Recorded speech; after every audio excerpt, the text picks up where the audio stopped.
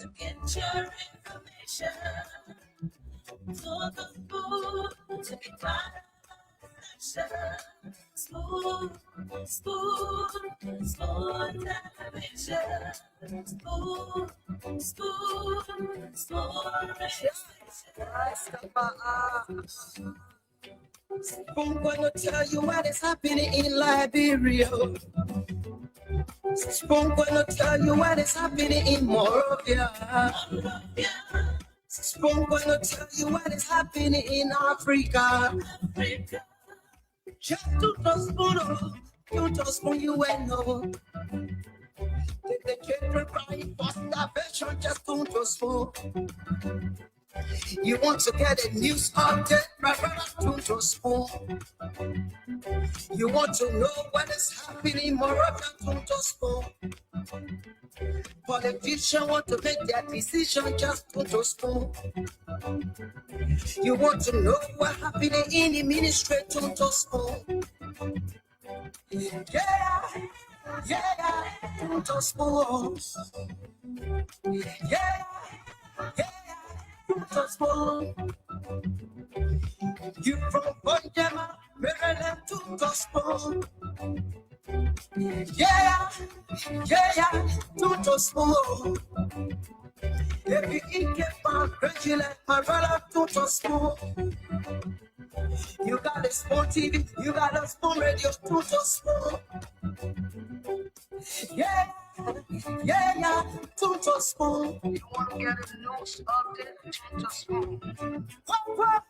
Yeah, Rastafari. Kilibamba, kilibamba, kilibamba. Kilibamba, kilibamba, kilibamba.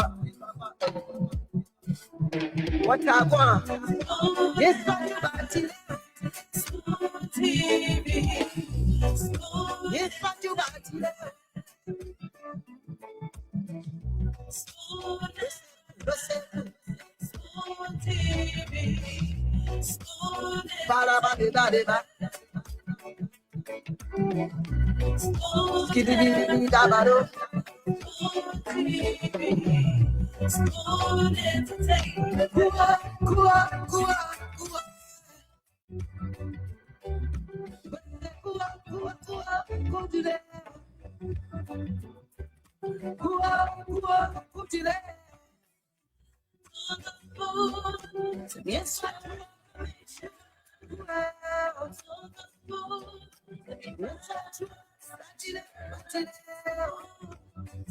A special one from the CEO, stand coming with the spoon. And your boy, right at the South Bend. Charges on the beat. To get your information. All right, tune to Spoon to get your information. Tune to Spoon to be part of our discussion. To know what is happening in Liberia, what's happening across the ministries, agencies, to know exactly what the policymakers are doing. This is where we bring you the news, the updates, the views, the analysis, making sure that you're on top of the happenings across Liberia every single day. I'd like to welcome you to this edition of the program. This is Spoon Talk.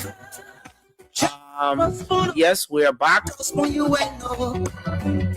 due to popular demand, due to the fact that Liberians across the world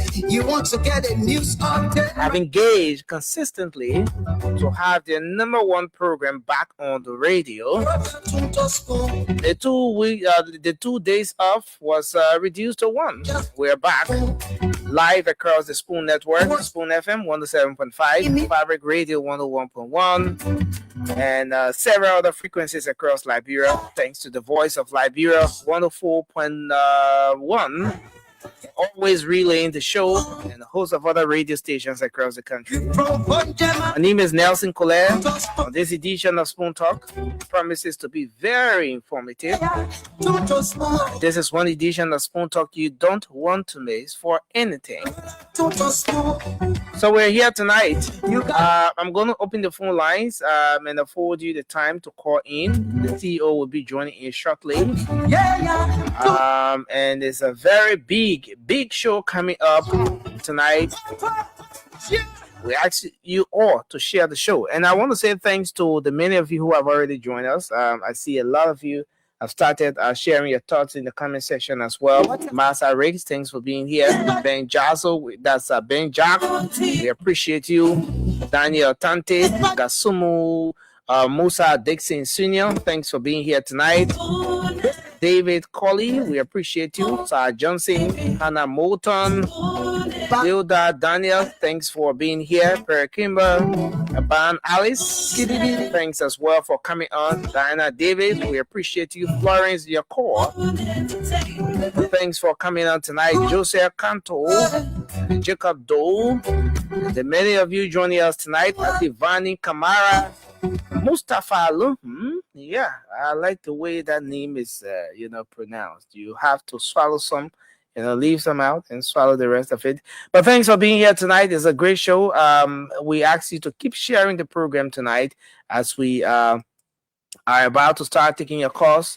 Lots of happenings across the country, but you've been following Spoon, and you know that the situation with Uncle Sam, the loss of his wife, has sparked different conversations in the country, leading to police investigation. More details coming up on that this evening on the program. Plus a lot more happening across Liberia, but due to time, we're going to go to the phone lines, take your calls, hear from you. What is it you want to talk about tonight? Let's hear what your thoughts are for this edition of the program. 0555-101075 is the number to call. 0555-101075 is the number to call tonight, and you'll be live on this edition of Spoon Talk. Let me activate the line now. So we get your calls coming through. 0555-101075 is the number to call. Let's see if we take this one. Let's begin with this call here. Hello, you're live. Your name and where you joining us from? Let's hear you. Hello. From District 17. Hello, can you hear me? Yeah, I'm hearing you. You can hear me too? I can hear you now. What's your name and where you joining us from, sir? My name is Lastana Sion, calling from District 17. Okay, it's good to have you. What's on your mind? Yeah, what on my mind is about this CDC men and on all the stations, what happened in Lofa, anything that happened, even St. Jackson, wife, everything. The politicize is. So I'm just trying to tell them something today. From today, the 6 year, we tested them 6 years, and they put our country in reverse. Our country was reversing in their hand. You were never hearing about auditors. You were never hearing about auditing. Only auditors were being killed. So let me just tell them, let me get in the carview. Nothing else they can do that the Trump will go back to them. Let them forget about going in radio station, become a gate to radio. Thank you. Okay. So we don't need them. No more. CDC will just die. Thanks a lot for your input. Hello, your name and where you joining us from? Let's hear you. Yeah, how are you? My name is Mohammed Sama. I call from Lower Johnson. Mohammed, it's good to have you. What's on your mind? Yeah, what is on my mind is that I got serious problem with you guys are reporting for Spoon. Look, the station is not for Joseph Boakai, neither for people who in United Party. It's for the Liberian people. So sometimes when you guys lay a business balance the news, but always when you see the news on Spoon, I'm talking about the show. I'm talking about the broadcast, the local broadcast. You always see journalists or taking side into the thing. So go to the issue. St. Jackson issue. Which specific issue did the journalists take side in, sir? Yeah, I follow your show online. All the local journalists they can send on the scene. You people always. Okay, that's your view. Go ahead, sir. Go ahead quickly. Okay, let's hear you. All right. St. Jackson issue today. Anyway, I can say sorry for him losing his wife, but I want the police to really look into that matter carefully, not to play politics with it, because a lot of people saying that the medical report of the lady that she was sick before, she had certain sickness that she okay, thank you. Down. Thank you very much. Hello, your name and where you joining us from? Let's hear you. Well, I'm Edward W. Sherman Jr. and I join you for Central Virginia Back. All right. Thank you. My brother. I got my phone locked. I got my radio very charged. I got it charged by the solar system, and waiting you guys to get the actual information of Sam Jackson tonight. I know you're going to be big and bad. Thank you. Thank you for your input tonight. Keep the calls coming to 0555-101075. Hello. Hello. Your name and where you joining us from? Let's hear you. Yeah, thank you, Nelson. I'm Lawrence Spencer. I'm in Johnsonville as always. Okay. You know, let me say willing to your audience. You know, I want to caution all Nigerians tonight, right? Mm-hmm. The way we are politicized the country, it is seriously troubling. I mean, when things happen, people start to run with it and attach it to their political line, whether opposition, government. I think it's wrong. I know in Liberian law, you can even be caught with AK-47 in your hand, broad daylight, standing on Broad Street shooting people. Our law says you are presumed innocent unless proven guilty in front of a competent court of jurisdiction. I'm not a lawyer, but I think in my layman understand that's what our law says. But let's say Jackson thing, the way people run to it. I mean, for me, I'm not saying he did it or he didn't carry on the act, right? But all I'm saying is we should allow the police to do the investigation.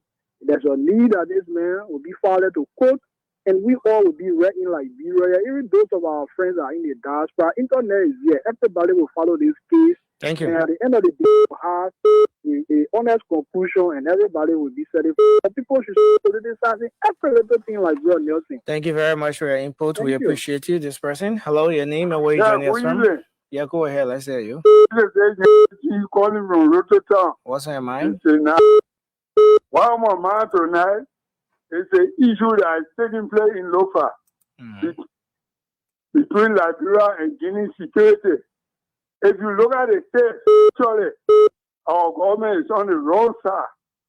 Reason why the river is between two countries. If you want to carry on any construction on your side and you want to take sand, first of all, contact the neighboring country that the two of you have the same boundary. Because they said they're constructing the Mana River Union headquarters in Foya. So if the company taking the sand to construct the Mana River Union headquarters, it's in the interest of the three countries, Liberia, Sierra Leone, and Guinea.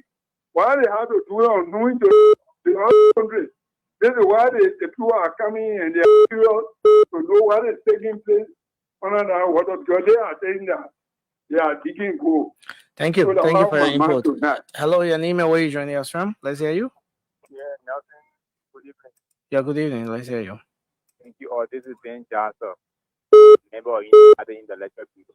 Ben Jasper, you gotta be all the way a bit. You're a bit low. Let me say my deepest condolence to the South African friend. And let me say the Sam Jackson were full of they are getting inspired with for them stop paying quality at the whole. That man I saw this video. It was whole country. Now every day now they go bar now. When they go to how they go there, when they go play alley again, they will go there to get quality there. Everyone want to go there and they thinking say that will be in the power. We done with it. They buying power again. We start wasting our time. Thank you very much for your input. Thanks a lot. Yeah. Hello, your name and where you joining us from? Hello? Yeah, hello, you're live. Let's hear you. Thank you for having me. I'm bothered by utterances made by Oman Sam Jackson. A team of police officers have gone to his house to carry on an investigation. He identified one of the officers and was bragging that he is responsible for the death of this man's father during the war. That is appalling. If police go to your house for any reason, whether for investigation, please call your lawyer. The drug law says you have the right to call your lawyer. You have the right to remain. Silent. So stay there. You are being a person of interest. Now you are pointing to another time and bragging about it. It's appalling. Thank you. Thank you for the time. Thank you for your input. Hello, your name and where you joining us from? Let's hear you. Yeah, well, I'm Mr. Derek D. I'm calling from here, the British community. Go Now, ahead. what really on my mind is the issue that has to do with the borderline. So you want to tell me that our border, are completely vulnerable. See what transpired, to get in there. So you're going to say, where are the joint security? Where are the joint security? You getting me? Okay, thank you. Hello, your name and where you joining us from? Yeah, you want to walk away from your radio, please. The feedback is really terrible. You got me now? Yeah, you're good. Go ahead. Let's hear you.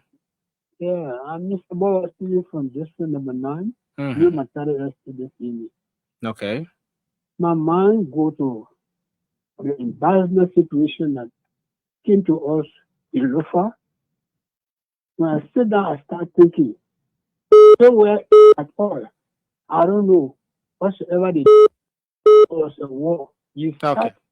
to fire. You know the sea fire across water there? All right. Thank If you. anyone want to be, you know the poor will be right. Thank you. Thank you for your input.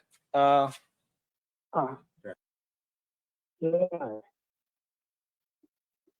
Yeah, because I wanted to end my talk, but I don't know. I wanted to end my talk. Please.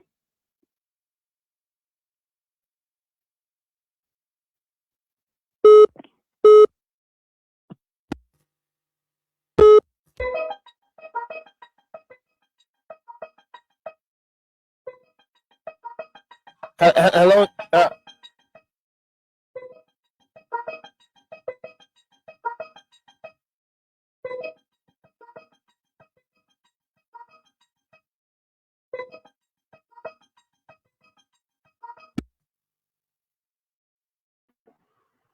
Nelson, nobody hearing you though.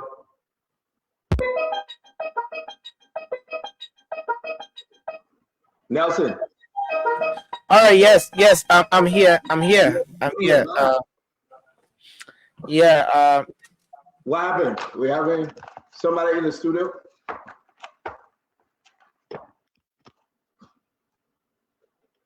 Nelson, someone in the studio? I was actually trying to handle something here. Yeah. Are we good? Yeah, we're good. Yeah. All right. So we're going to take a lot of phone calls today, Nelson. Is Dama ready? Are you communicating with him? Let me try to get Damo again. Yeah, let's send your text. I'm on. Okay, they're getting ready. Try to reach out to him. And did you send a link to him, right? Yeah, I'm sharing it as well. I'm sharing it as well. Okay, Dama is ready. Dama is ready. All right, let's see. Let's get Dama. Ladies and gentlemen, welcome to a very special edition of Spoon.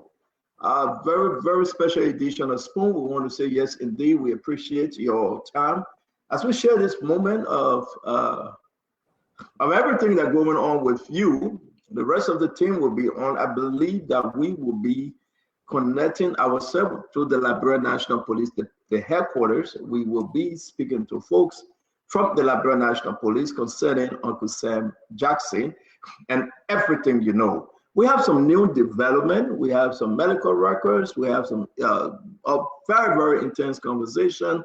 But one thing I want to encourage every one of us to do on this show as we move on, the law got to be the law. We will hear from the Liberia National Police. You heard from Sam Collins yesterday. They are on top of their investigation.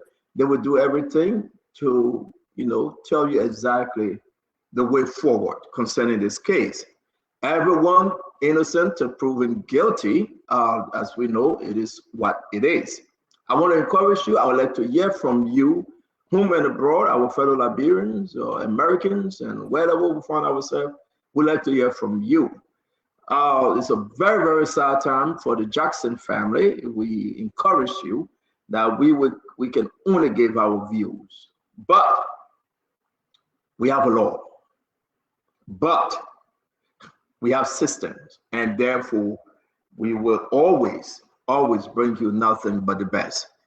You know, the reason why we were off yesterday is because we were actually standing with Uncle Sam Jackson. Through it all, he's one of our panelists, and we were doing everything we can, and we are doing everything we can to sympathize with him and the entire family.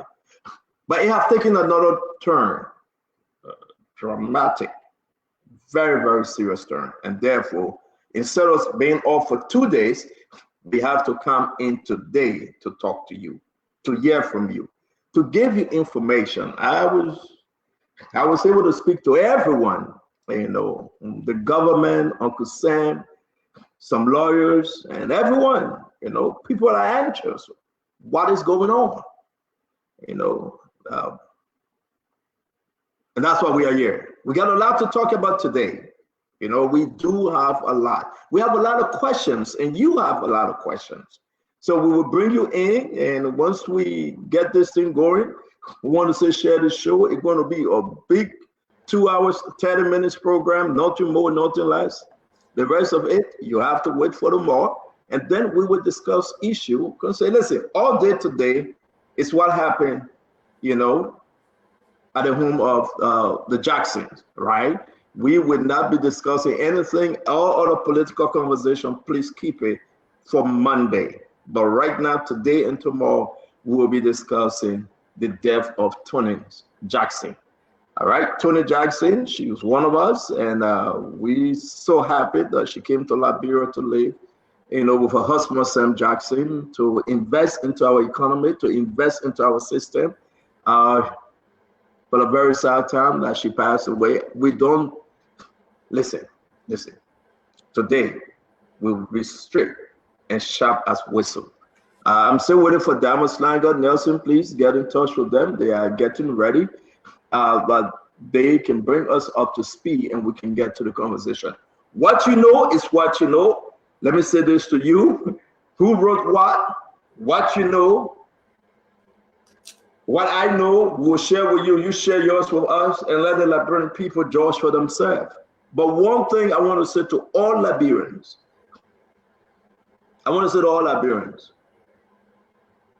we have to elevate the conversation, and we have to be proud of ourselves. When the Liberia National Police and other entities within the government, when they do the right thing. To tell you the truth, I just can't wait to share with you what I have in my possession. I can't wait to share with you what I know. Like I told you, I spoke to Uncle Sam this morning. I just can't wait to share with you what I know the day before. Those were individuals that were at the hospital. I just can't wait. But these are opinions and other people's testimony. The best person, the best group, the best entity is the government. The government will come out and talk to you. The government must be respected. The role of politics, the law got to be the law. So I'm happy to welcome Dr. Francine Chinua Richardson, and the rest of the guys will be joining us, and we'll have a unique conversation. I know we have a lot. I know we have a lot of questions. You saw, thanks to Nelson Colette, Diamond, the entire Sport Network. Nelson, thank you a lot from yesterday to today. You've been on top of your game, one of the best, and now Diamond took over from you. You took over from Diamond. The Liberian people appreciate everything this network is doing, especially through young men like you and Diamond and the rest of the team. Everybody that on this team will say thank you. We will run with this story because the Liberian people deserve better with this investigation. I want to say thank you for joining us. Continue to share the show. Let's make progress.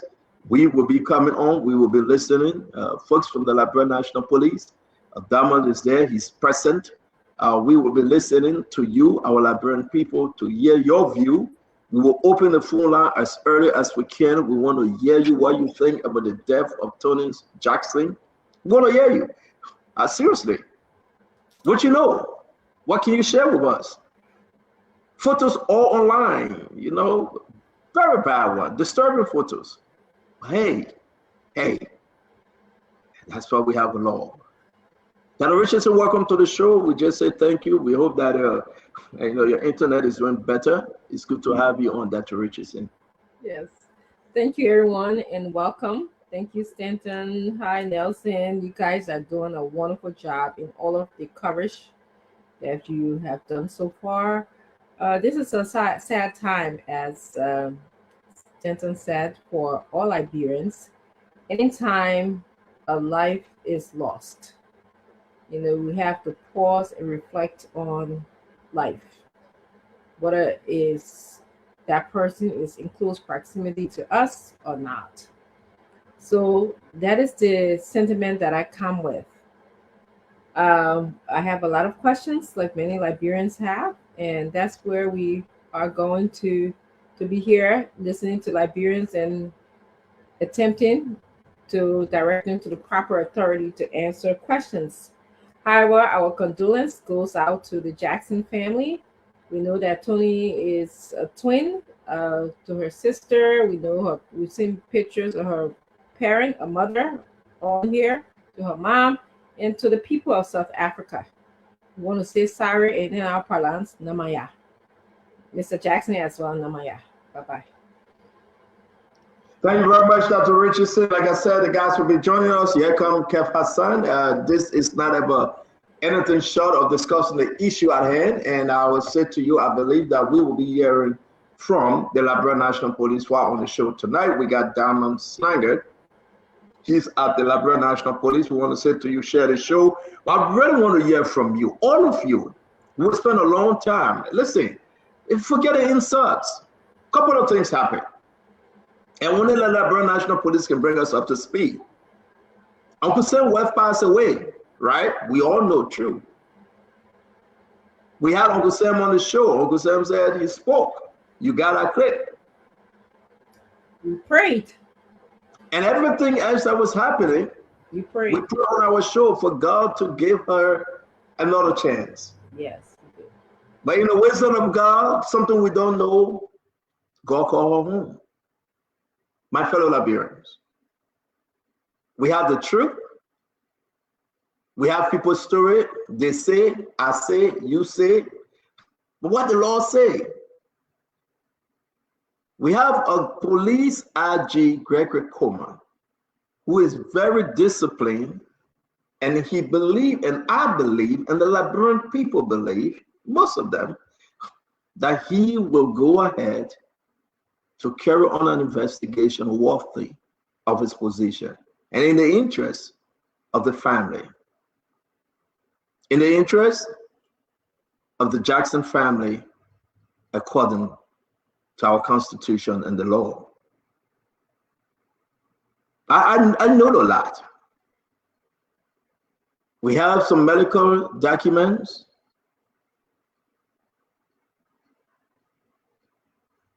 Medical documents, like I said, we do have. Oh, Kev, go ahead. Let me take this call quick. Go ahead,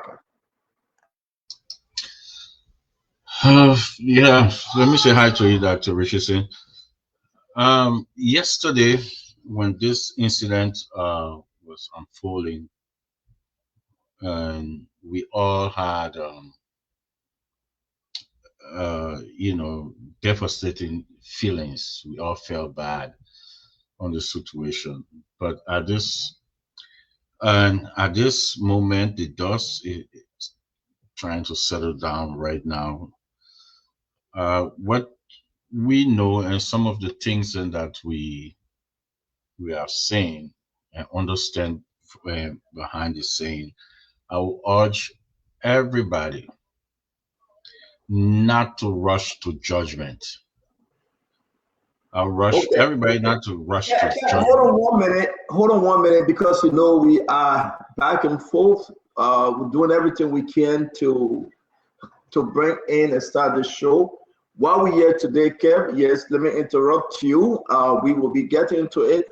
Let's go back to the phone line. I want us to wait because we have to take maybe some representative from the Liberia National Police will be speaking, and then we will come up. So, to you out there, yes, indeed, I want to Kev, because we have to go to the phone line. I want to hear from you. We'll put the numbers up. We do not want to speak too fast into this. We want to wait. Again, you must give the Liberia National Police every due time that they will inform you as this investigation continues. Okay? It's only fair to do so. Listen, Uncle Sam is one of us on set. Uncle Sam Ben, our panelist, and Charlie Quintan, which is forever. But we must allow the law to be the law. What we do have, what we can share with you, we will wait to hear from the Liberia National Police. We do not want to speculate, but we'd like to hear you. We'd like to hear from you. Nelson, while we wait, let's open the phone line. Let's hear from our Liberian people, right, Kev? Let's do this, and it's only fair, right, Dr. Richardson? Let's hear from the Liberian people, because after speaking with the Liberia National Police, then we can come up with our own opinion and share with you what we know, what we have, everything. But you need to call right now. You need to be part of the conversation. Let's hear you. Now we're going to open the line. Nelson, can you put the numbers up, please? Your name and where you joining us from? Yes, this is Mama calling you from Bismarck, North Dakota. Yes, talk to us from Bismarck, North Dakota. Yes, minus the death of Madam Jackson, the whole episode is a crime. The domestic violence is a crime. So those are where we need to start from before we go into the investigation of the death incident. But do you have anything to show? And that's what the investigation want to talk about. We don't know whether there were domestic violence, though. We got to be careful, and that's our job to speak to you. But listen, Chief, listen, Chief, let's talk one at a time. And we will give every one of you the chance to speak. I really want to give the Liberia National Police a chance to talk to us all, so I can interrupt anytime once they are ready. But again, these are allegations. These are allegations. There is no report. There is no report from the Liberia National Police about domestic violence. We should wait for them. When they come up with the findings, then we can have that conversation. Do you agree with me? I'm a criminal justice person. My man, so let leave you alone. I beg you, Chief. Your name and where you joining us from? Your name and where are you joining us from? Thank you, Senator. My name is Frank Gibson, and I call from Paris. Frank, talk to us, sir. Thank you very much. This is a very sad situation. My condolences to the Spoon family and everyone who religiously watch porn. This is a very sad situation. Looking at those photos and looking at Pa Jackson sent yesterday, I've really been downhearted, to be frank. And I don't understand what is going on. So the only advice I get is Pa Jackson to get into the investigation, and I want, if even the Liberian police or even a lawyer can even call for the South African investigators to assist with the investigation, will be very important. Thank you. Those pictures are disturbing, and I'm wondering if and only if, and I hope not so, Pa Jackson wouldn't have gone that far. Thank you very much. Thank you very much. Let me take another call. Your name and where are you joining us from? My name is John D. I'm calling from New Jersey. John, talk to us, please. Yes, I'm not saying Paulson is right or wrong, but what I'm saying here is I hope it's not domestic violence. Because if it is domestic violence, it will be problem for Paulson. Thank you. Thank you very much. Let me take another one. Your name and where you joining us from? Your name and where you joining us from? Hi, my name is Michael. Michael, we're not hearing you. You got to elevate your tone, please. My name is Michael from Minnesota. Michael, talk to us, sir. Yes, stand on the evening. I want to speak from listening to Samuel Jackson interview with Nelson. Samuel Jackson, Uncle Jackson, we call him Uncle Sam. I think he indicted himself. He should not have encouraged an interview. Where was Samuel Jackson when his wife fell from the bed or hit her head? Samuel Jackson said he met his wife when he returned in a pool of blood on the bed. Where was he? Who took his wife from the floor of where she fell? How he knew that his wife hit her head? Thank you very much. Let's leave it there. Good questions. And that's why we need the Liberia National Police. They will update us continuously. But beautiful question. Thank you. Thank you. Thank you. Thank you very much for your call in. We do appreciate it. Thank you very much. All right, let's take this one. Your name and where you joining us from? Yeah, your name, where you joining us from? Can you turn down your volume, please? You got your TV on or your radio or computer? Yeah, this is Stedman Boy. I'm calling from. Amos, we'll have to come back to you, sir. Your name and where you joining us from? This is Prince from Long Island. Prince, please talk to us. Yeah, I think the situation is disturbing, and we want for the police to do the same. It has to be disheartening. Everybody see the photos. So the photo probably could be a whole picture, but then it's got to be a forensic investigation so he can be vindicated. If he responsible, let the law take his school. But let him be calm, let him rely on himself. The story is done for him. Let him be calm. And if I bring people, everybody watching the case, a test of time because in recent time, Muslim was killed in Ghana. That when people stood up. So it's a test of time for the Nigerian community and our government. Thank you. That's really the justice. Thank you. Your name and where you joining us from on the 9690 number? Your name and where are you joining us from on the 9690 number? Hello, can you hear me? Yeah, go ahead, go ahead. Hello, your name and where you joining us from? Oh, my name is Tana Little Power from Paradise, Rhode Island. Yes, Tana, go ahead. My question is, if Roosevelt Bass did not go to the IG Grepe coma, would they have known that this woman was beaten or alleged because the doctor did not call the police? Isn't that suspicious on the hospital? Thank you very much for your question. Thank you, ma'am. Thank you. All right, on the 4206 number, your name and where you joining us from? Yes, I'm joining you from Philadelphia. Go ahead, my friend. I'm actually calling because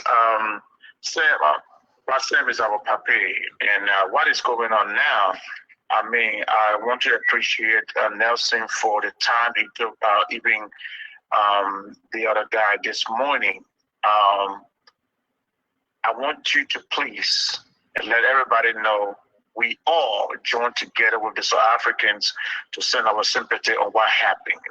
Not the less that, I mean, we should also respect the law and let the law take place. Thank you. Thank you very much. Thank you. Your name and where you joining us from the 9690 number? My name is Brown Coley. I join you from Minnesota. Talk to us, my friend. CEO, I'm just appealing to Sam that you allow the PT of different classes to play vehicles. Then you regard the police and then allow the police to carry out an investigation. Based upon that, he will be free. If he's found guilty, he will face the full penalty of the law. Thanks. Well, thank you very much. Let's hear you on the 4206 number. Your name, please. This is Rochelle Robert calling from Canada. Rochelle, talk to us, man. Yeah, Stanton, I just want you guys to kind of talk to the old man to slow down. Uncle Sam is doing too much. I mean, it's starting to see what's happening on the social media. I mean, his wife being so disrespected like that, and he's not paying attention to anything. Violence not going to solve anything here. Then he takes his time and cooperate with the police. Whatever information that he got, that he gave it to the public. If he didn't do anything to his wife, let the public know. Instead of being adamant and insulting everybody on the internet, it doesn't seem right for him. Thank you, man. Thank you very much. Nelson, please keep us informed once Dama is ready, please. Your name and where you joining us from on the 9690 number? Yes, thank you for taking my call. My name is Joseph Conto, and I'm calling from Maryland. Talk to us. Yes, let me firstly say my condolences to Mr. Jackson family and Mrs. Jackson's family. I listened to Front Page Africa interviewing or talking to Mr. Jackson today, and the question was put to him about a post that his personal friends have made on his Facebook page, Mr. Rufus Berry. And the question was like, your wife had told Mr. Rufus Berry that whenever you people have a misunderstanding, you are in a habit of hitting on him.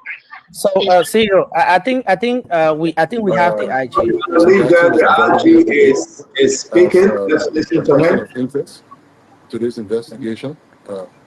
As far as we are, the investigation still continues. He is now a suspect, and he will be kept here while we continue the investigation. Thank you. IG says the suspect. Any charges levied? At this point in time, Mr. Jackson is not charged. We have 48 hours to investigate, come up with a charge, and present him to the nearest court. And I can guarantee you his rights will be protected under the law. Within that mathematical calculation for legal detention, he will be presented to the court. Thank you. When does this 48 hours elapse, IG? Well, listen, we are Damo. Damo, sir. Damo, start counting your finger until you get it for the 48 hours. And remember, as soon as the court opens, we will have it. So he's now a suspect. Tuesday, that means you'll be leaving Tuesday. That means you what?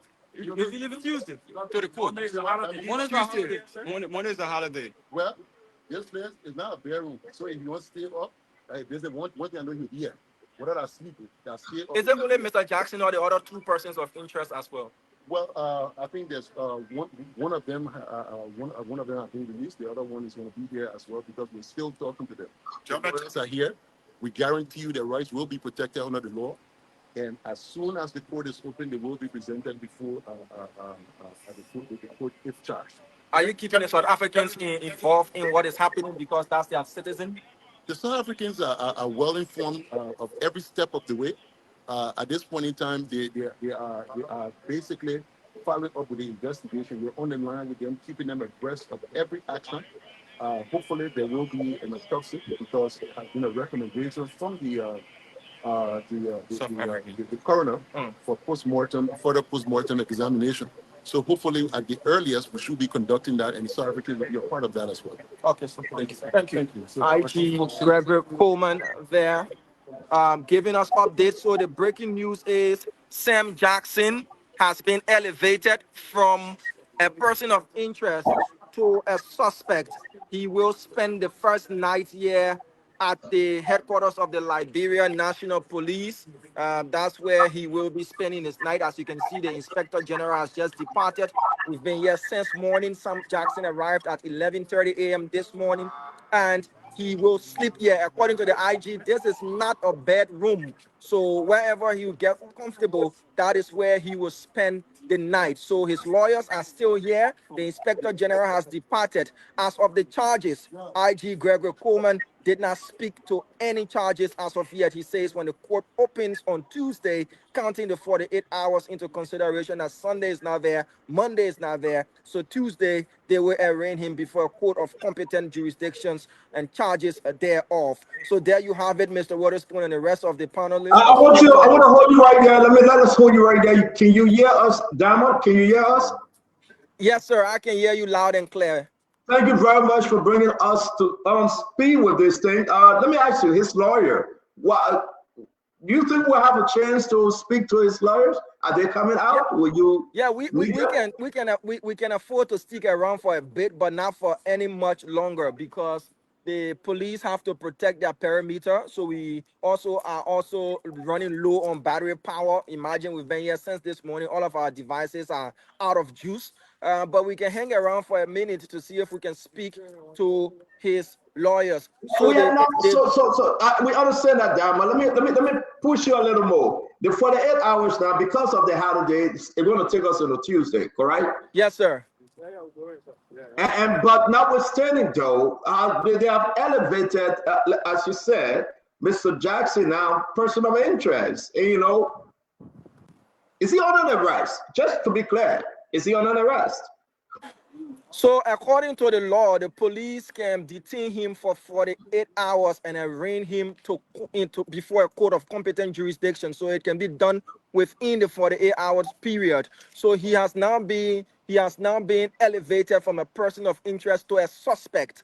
So now He will be arraigned before court. His charges, the police will charge him. The court opens on Tuesday, as you rightly said, and you listen to the IG. As of the charges thereof, they haven't been announced. What charges? He's only now elevated from a person of interest to a suspect, he and another person. The police IG didn't speak to whom that person is, but he said one other person was released and let go of and will support the investigation as it progresses on. That person is deemed to have no sufficient information, leading to the issues. So that person has been taken off the person of interest list and allowed to go home. We do not know what conditions led to that. Remember, the police could use that person as a witness. The police could get extra information from that person, so we can't tell on what circumstances that third person was allowed to leave. Let's try to save your juice on your phone. I hope you get your power bank. We'd love to hear from Uncle Sam's lawyer wants to step out of the headquarters. We want to say thank you very much, Diamond Slanger, manager, Spoon Network. We do appreciate you and Nelson Kolai as you stick around to produce for us today. Is there anything else you want to add, Diamond, before we let go of you?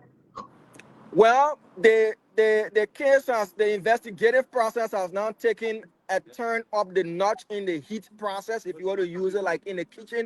Remember, Uncle Sam Jackson arrived here this morning just as a person of interest, come in, aid and assist the investigation. Now, he was taken back to his house with the forensic team, brought back here on board a police cruiser because a truck blocked the usage of his personal vehicle. Now, as it's nighttime, again, he has now been elevated, CEO, from a person of interest to a suspect. As to what the next step is, we all do know that it has to lead to a court process. And if the police are confident and they can present their probable cause case to the prosecutors, that is the state lawyers, and they too see this case as a winnable case, then we expect to see a court case proceeding. If the prosecutors do not agree with the charges and the methods, they can either elevate or increase the charges or reduce the charges based on whatever evidence or whatever plea bargain or whatever agreement they might come up to. Until then, it is still a long process. What happens next is only for us to follow this case, CEO.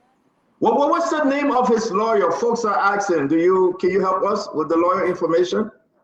So he came with 3 lawyers. One is a Reverend Grease. Nelson has got more information on that. Nelson was around when he arrived with his lawyers. The next person is another young fellow. The name escapes me, but I know the face. Nelson knows him. He's a young fellow. He's a fair, tall fellow. Nelson knows him.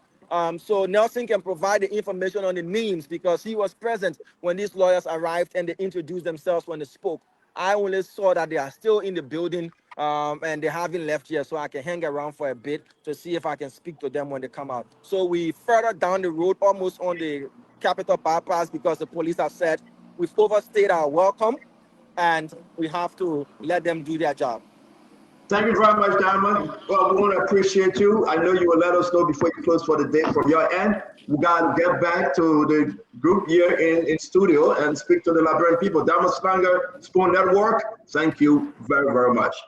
Let's bring you Dr. Richardson. Now you're hearing something, Kev Hassan. Let's get to Dr. Richardson first. The police agent spoke. Uncle Sam will be there till Tuesday and then sent to court. First, I truly want to appreciate Diamond and Nelson in the way how they are presenting this case to the Liberian people. You guys are demonstrating professionalism, and I really appreciate that. I like listening to both of you as you speak of the case. And standing to your question, what do I believe and feel or think about the IG and the way that he spoke? The IG, he had me laughing, I believe, when he was joking and he told Diamond to count his fingers to come up to 48 hours. Now I could tell that he's taking this job seriously. He's stressed out, so he was able to just sort of speak back quickly, clap back, as my young daughter can say quickly, at Diamond. One thing I respected, one thing he said, I can guarantee you, and he said that several times, that the life of the accused will be protected. And it's something that you have said, centered in so many words, that everyone is innocent until proven guilty.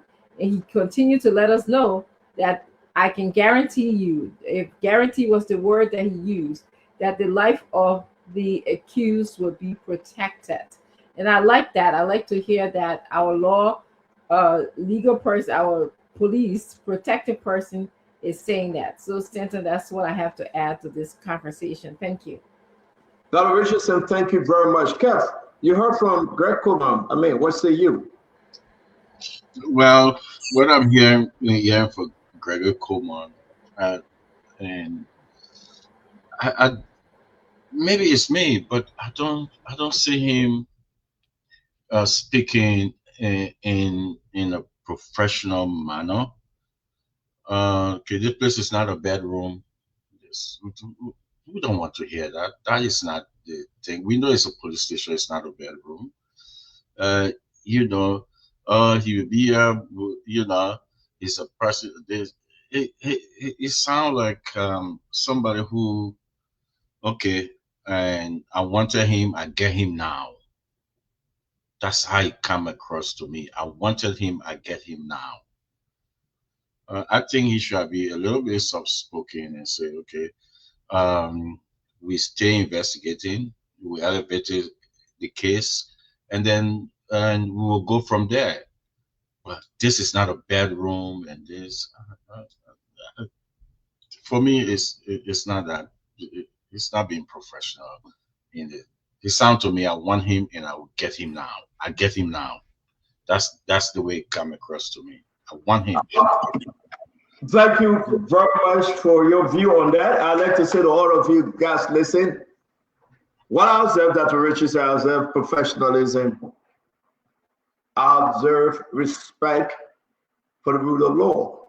And I believe the law will take its course. We will hear from the Liberian people, you know, put politics aside. We will hear from the Liberian people and then we'll speak to this issue. Yesterday, Nelson, it was Sam Collins, the police spokesperson, that spoke to you, right? And I hope we get some of the stuff ready. The first day, police was sent to Uncle Sam's house. We saw the video with WASPO Network. And then the police retreated. The next day, Uncle Sam went to the police station with his lawyers. Everybody saw that. I believe Gregor Coleman and the Liberia National Police respected Uncle Sam. They continue to respect him through this process. And I hope everyone will have the chance to speak to this. So that's why we are here to open the phone line. Now, here's my observation. It's 9:06. Let's get into it. We heard Gregor Coleman. Dr. Richardson. We heard Gregor Coleman. But what actually happened? Without speculation, we heard Uncle Sam. He came on Spoon Talk. He said, pray for me. He wrote on social media. My wife is sick, blah, blah, blah. Everybody heard that story. Uncle Sam well passed away. She died. We were able to speak to Uncle Sam. The government have not come out with her charges yet. And which is so important that we all need to wait. Dr. Richardson, to see those charges. If the government would charge Uncle Sam, we need to wait to see those charges. I hear people talking about domestic violence. I hear people talking about homicide. I mean, different things. Hey, the government have not yet come out officially with the charge sheet. Now, say, am I wrong? We heard. But the government under the Liberia National Police can detain you up to 48 hours. I do believe. As the investigation continues. So, my fellow Liberian, I come back to you. Welcome to the show, Dr. Beauclair. But I come back to you now. You heard from Gregor Coleman. What say you? You think the police is handling this thing professionally? Stephen, can I ask you a question, please? Can I ask you a question? Can I ask you a question? Let's have this thing to ask each other question. And is Sam Jackson is a flight risk? Can he not be taken to his house or say he's under house arrest until Monday? Is he a flight risk? Why can't they seize his passport and put him and say go home, be under house arrest until? But now at the moment where he's saying he's just going by the law. Are you asking me or you want to ask an answer? No, I'm asking you this because no, I'm just. Because we got. If you ask me, ask. If you want to make statement, then we'll move on. No, I'm asking you. Say what I heard is the 48-hour window they're using with no charges. Why can't they do that? So I'm asking you, why can't they take him, seize his passport? It's as the description of the Liberian National Police. It's not illegal. It is not. So, but I'm just saying. They know more than what we don't know. Let me frank. They know more than what you don't know, than what I don't know. They are investigating. So they're going to decide. They make the decision as to what I don't know. But you heard the police are just saying we will keep him, and that's fair. That Richard saying, am I wrong? These guys have something in there to say we can hold a suspect for up to 48 hours, and they are using that. So except we change that, I don't think, except you want to put sympathy in it, but it's at the police IG own description. Dr. Bubla, welcome to the show, 12212. Let's hear you guys quickly. We got to go to the phone line. We got to discuss this issue about domestic violence. We got to discuss the issue about when she was taken to the hospital, the medical records. We have some of the medical records from here in America and in Liberia. We got to put all these things together and then make a determination for you to decide, our fellow Liberian, what do you think? It's not about me. It's not about anybody here. This is Uncle Sam. But it's only fair to note, and I will add, to allow the investigation to be without speculations. And I think it will only help the process. Dr. Bubla, let's hear you.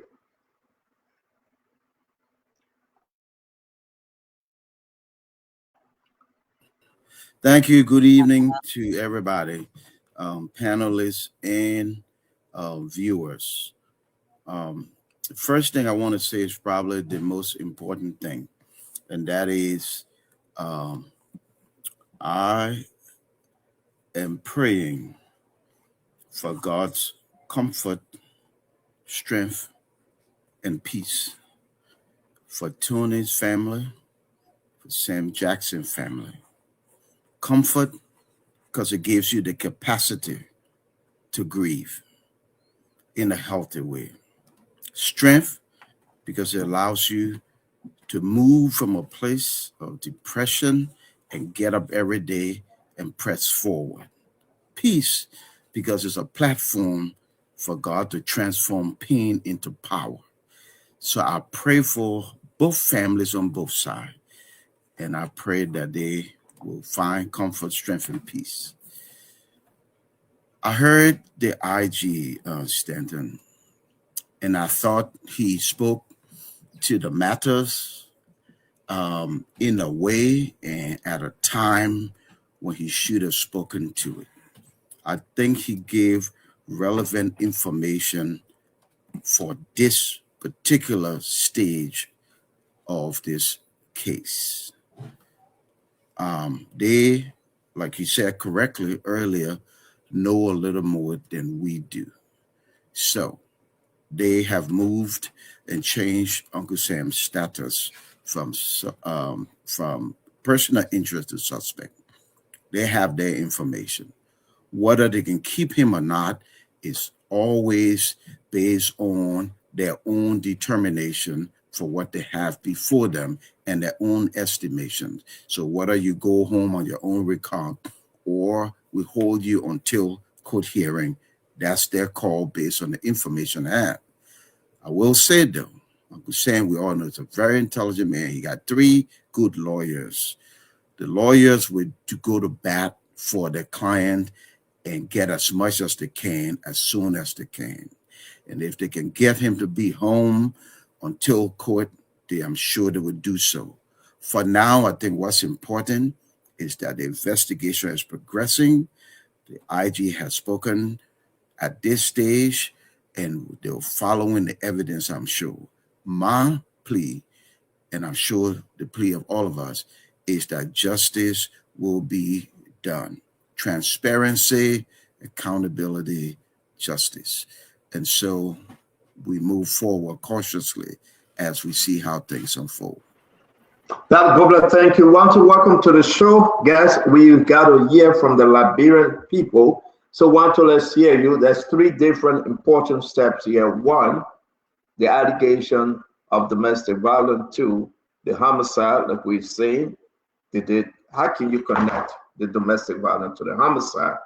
3, Uncle Sam now he has been elevated to, he's on a detention, a serious suspect here, that he will be sent to court on Tuesday.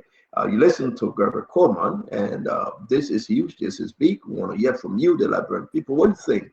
Now, we were able to get our hands on the medical record the last time Uncle Sam and his wife traveled to the United States here in New York. The medical record, especially those diagnoses we got to share with you, is in line with Uncle Sam's story.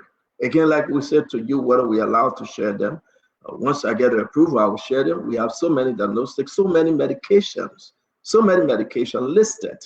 Okay, and again, you want to be part of this. You want to see them, the kind of medication she was on, what they diagnosed her for, and how can this, corroborate the story that Uncle Sam is putting out there. Only on Spoon, you can find all this information, and we say, sit back, we're going to get to it. Did he beat his wife? When the last time he touched her? Did he curse his wife? Who was at the house at the time? Who did Uncle Sam call? How did he take her to the hospital? So many questions. So many questions. And I was able today to ask Uncle Sam those questions. And he answered the question. He answered it to me on the phone call. Again, I said to you, you want to sit back? Let's go into it. That's our own. But above all, we will appreciate Gregory Coleman, the Liberian National Police, because they will carry an investigation out of all of politics. And again, that's the best thing we can ask for. Let me bring you in Wanto T. Wanto is going to be a fascinating show today. Wanto? Wanto, are you with us? All right, Dato. Wanto, we're not hearing you, Chief.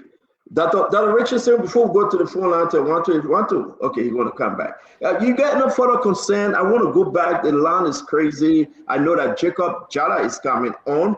Then we'll talk to Jacob. Then we will go to the phone line. Then we'll start sharing those information. Once I get it okay to share them, I will share them. I will let the Liberian people see. I can tell you, or I can read them, the medication she was on currently. Has she been taking the medication? We respect the system. We respect the process. But what we do is that we give our opinion, and then also we want you to be informed.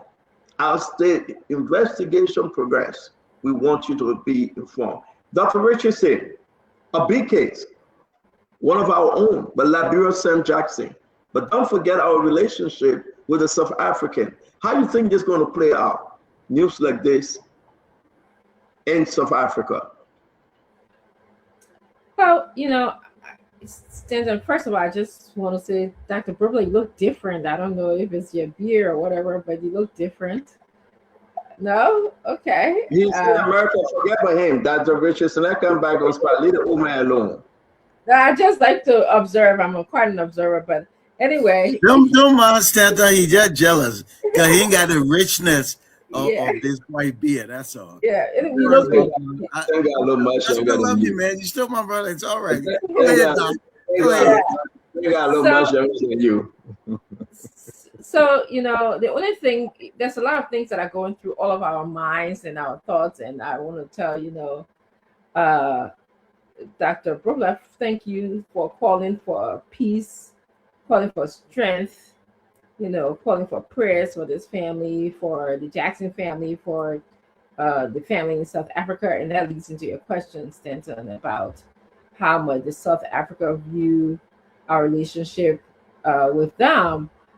We have to wait. This is such, like you said, a big case. So all of us, at least I'm here waiting to see how this unfolds. There's so many moving parts that have been going on since yesterday. So I'm just waiting to just hear how questions are going to be answered here by the authority, and to also, speak about the moving parts, or hear and listen to what people have to say about the moving parts. But certainly our condolence anytime a life is lost, based, even when there's legality involved or whatever is involved, you feel sorry. You want Well, to. my question to you, Dr. Richardson, I'm saying now, news like this going to South Africa. What do you think that the Liberian South African relationship? Well, it's hard. It's hard, Stanton. I can definitely tell you that we've been in this situation before. We had similar situation with Ghana and Liberia. There was a lot of anger on the Liberian people's part to seek justice for our citizen that was in Ghana. So it's hard. We're processing. We're doing a lot of processing right now, and I would just want us to just continue to process, and encourage, and wait, let as the information unfold. That's all I can say, Stanton, about this. So thank you. Yeah, thank you. Emmanuel, welcome to the show. We'll be going to the phone line after you. I want to say, guys, you have to call in. Let me put the number up again. A lot to be said here. I know we're going to test it bit by bit. You want to wait for the medical records. The medical record from the United States as of December 2025.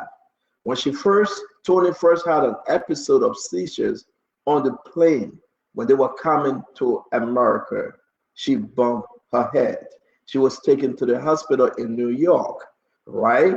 All those information, thank God, once we get the approval, we're going to share with you. We do have them.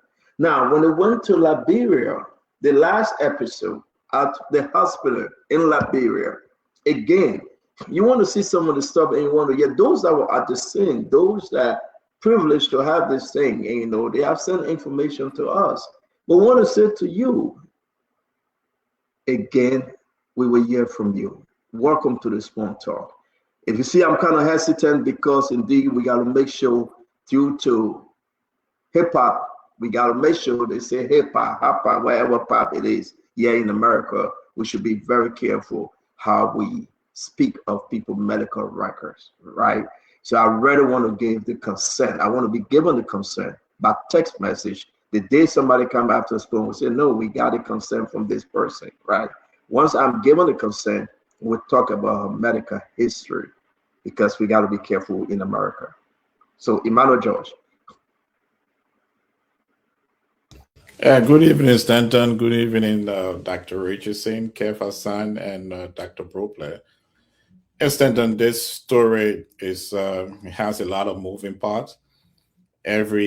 Since Uncle Sam has announced that his wife was comatose and she was in a hospital and she was going through surgery, many of us have been concerned. So I will take this time to extend my deepest condolences to Mr. Samuel Jackson and his family for the loss of his wife.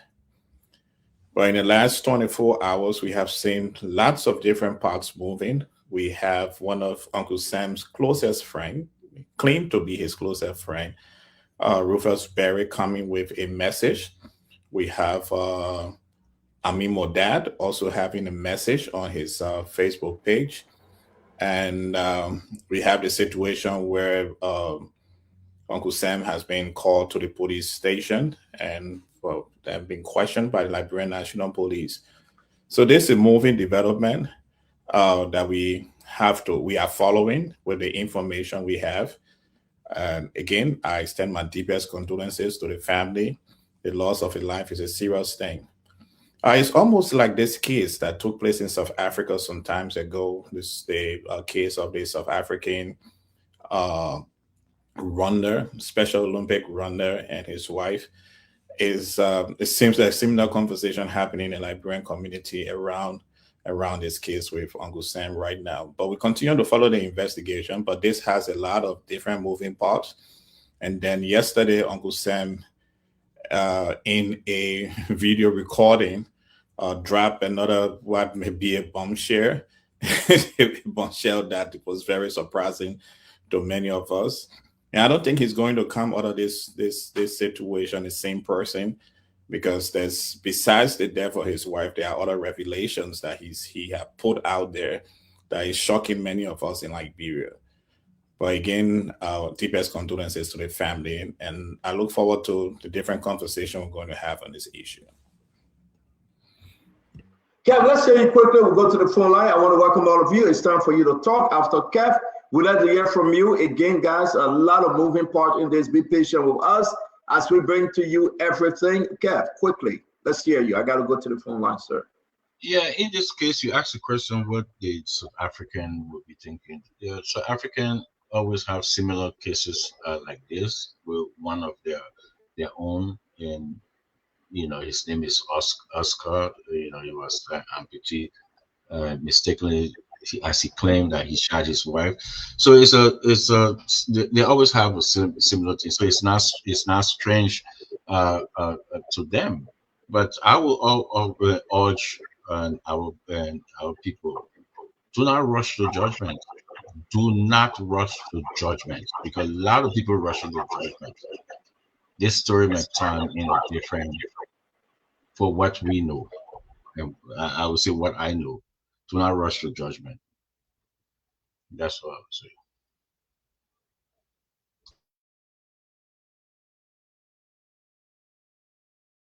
Bring your life.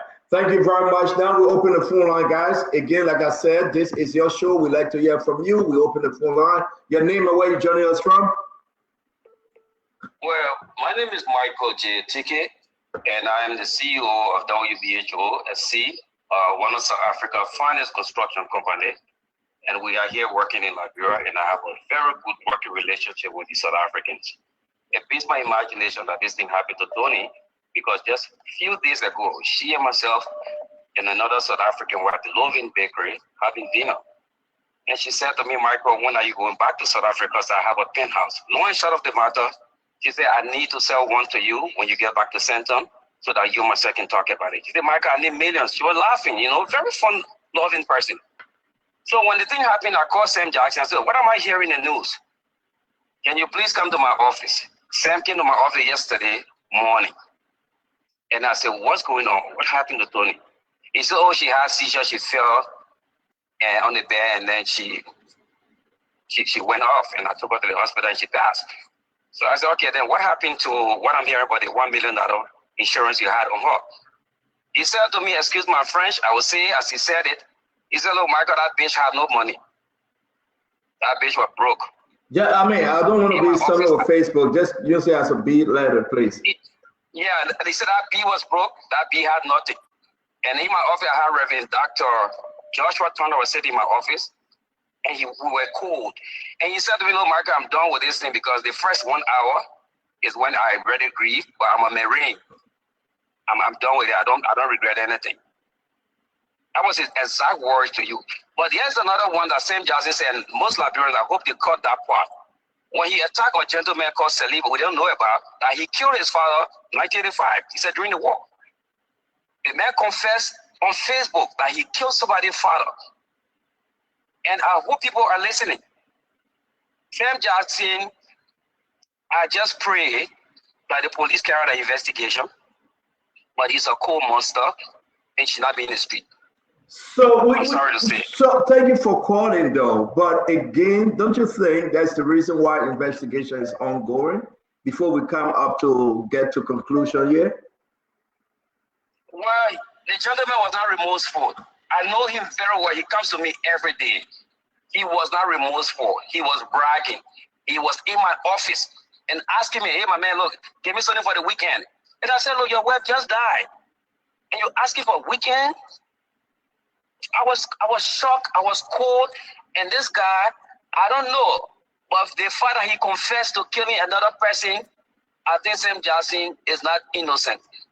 And the law will prevail. Thank you for calling in. Thank you for calling in. Let me pause on this quarter and let me welcome Memisi Peabody. Welcome to the show, Kadi. It's good to see you. We'll get to you shortly. Dr. Bupla, what you heard, what say you?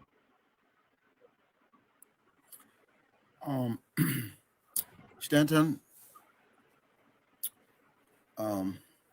Yeah, so what I heard from the caller is not encouraging. With that said, there's a thing in law called hearsay, and I want to be very careful here. Another caller may call and say something else. Another caller may call and say something else. I think we'll all listen and we will draw our conclusions and learn from it. If that's what he said, that is not a good thing to say. If I lose my wife and you ask me about stuff, I will not respond that way. But then again, I don't want to hang too much on that. It's one caller's rendition of what transpired. Okay, I would say we watch the We'll take no calls and we'll watch it. Thank you, Dr. Bobley. Your name and where you joining us from? Stanton, thank you. This is Dr. Artemis Gain, Chicago, Illinois. Just want to express our deepest condolences to the families bereaved now. And I will use the occasion to allow Liberia to be straightforward with this investigation, not be open-minded.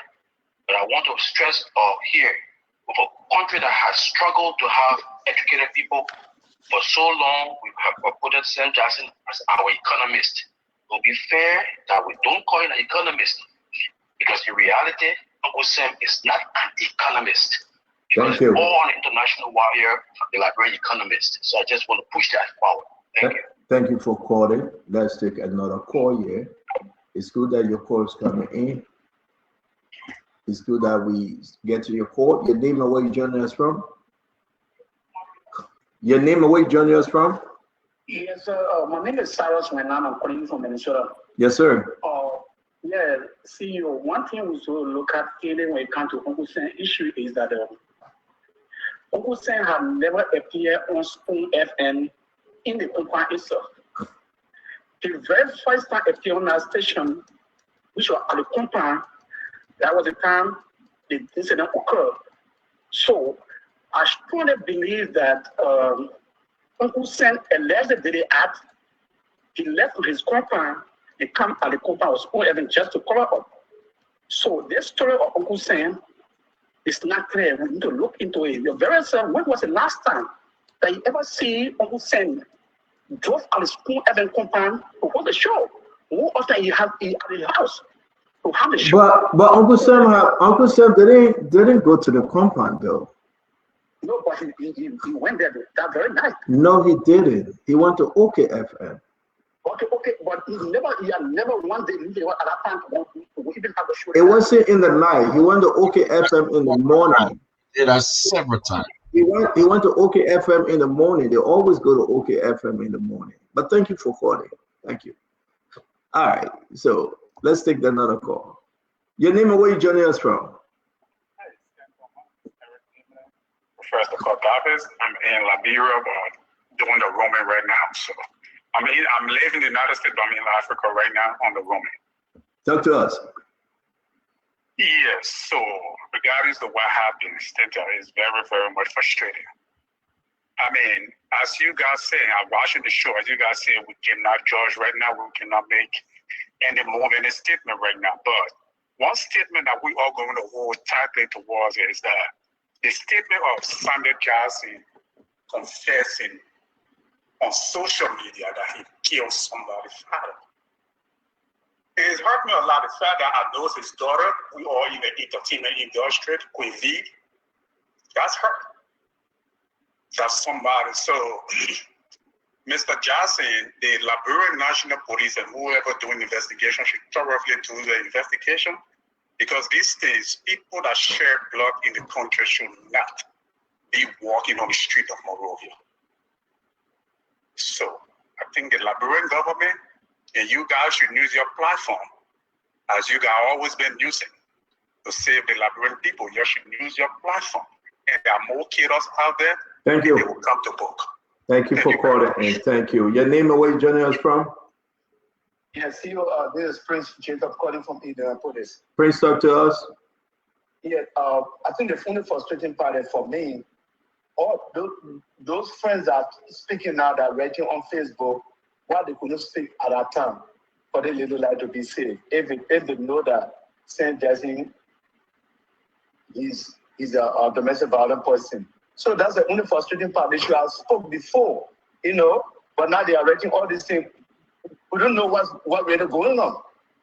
Why they couldn't speak at the early stage. Thank you very much. Thank you, my friend. Let's hear this. We'll go to Memesi Peabody after. Your name and where you joining us from, please. Your name, where you joining us from?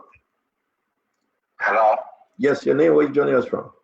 Yeah, my name is Prince. I'm calling from Dover, Delaware. Go ahead, sir. Talk to us.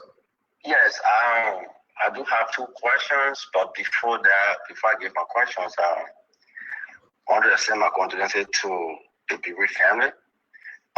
This question goes to you directly and Dr. Richardson. If that case was in the U.S., how many security agencies were going to handle that? And my second question goes to the journalist. Did they ask any question prior to the lady death that would give you what actually transpired before her death? Thank you. Thank you very much for your question. Your name and where you joining us from?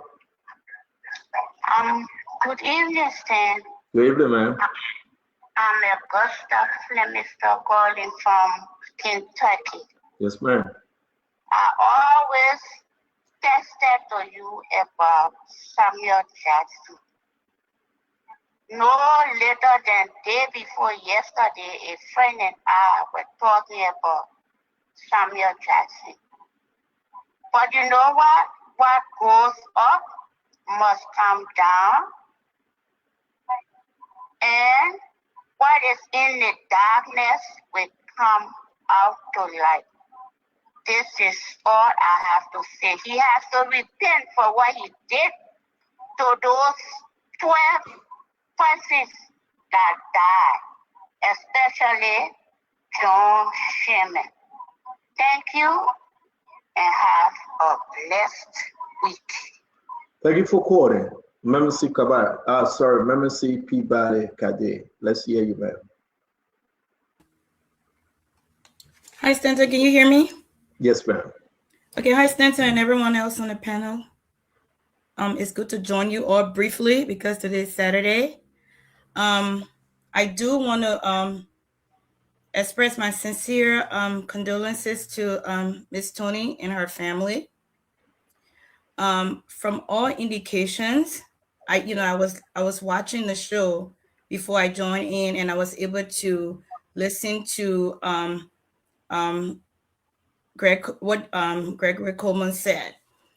So from all indication, from what I've seen, this appears to be potentially sexually based, a sexually gender-based violence. Okay, allegedly. From all indications and the breaking news and these really graphic photos on the internet, it appears that investigations been going on. It is concerning the bruises on Tony. This is not something unique only to Liberia. This is happening all over the world to women. I know that one of the callers, some of the callers or some comments I stating that, okay, I know that I read Rufus, what Rufus wrote on his page today because he tagged Sam Jackson as well. In some of these situations, I guess he thought he was doing the best thing when he went and spoke to Sam Jackson on several occasions. But we need to have these conversations that when people are in these situations, and this does not only happen to women, this happens to some men as well. You don't go to the person that's victimizing people and speak up. Okay, if you're not therapists, you shouldn't try to be a therapist. One of the things we do is we end up going to talk to someone in the church. if that church member is not a therapist, they cannot really help the victim, because all you are doing is victimizing them. Because when you reach out to the spouse and when you walk away from that situation, they're going to get beaten up again. They're going to end up with bruises. There are pictures on the internet with syringes, tourniquet, like the rubber you tie on someone's wrist. So this is investigation. I don't want to make any assumptions, but it seems a lot occurred in that house. I was concerned that I didn't see the police tape. For the U.S., in the U.S., we have something called HIPAA law.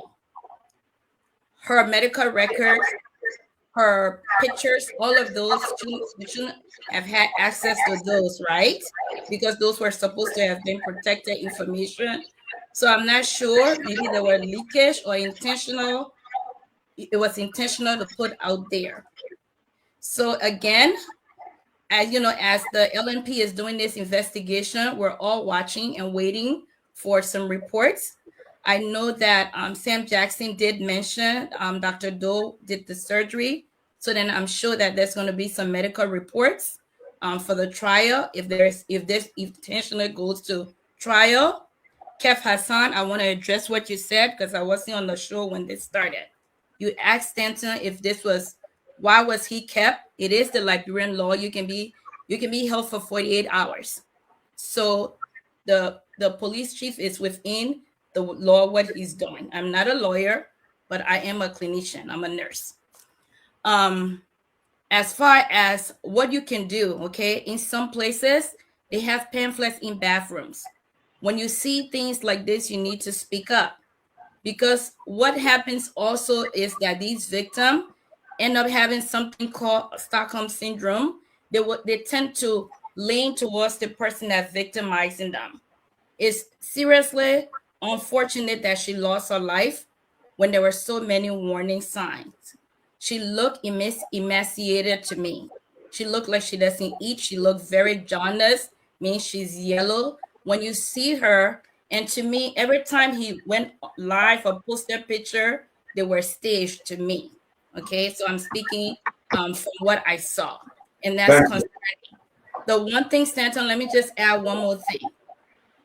In one of Sam Jackson's video, he pointed to Sirleaf's son, and he stated, "We killed him." Everybody's having all this conversation.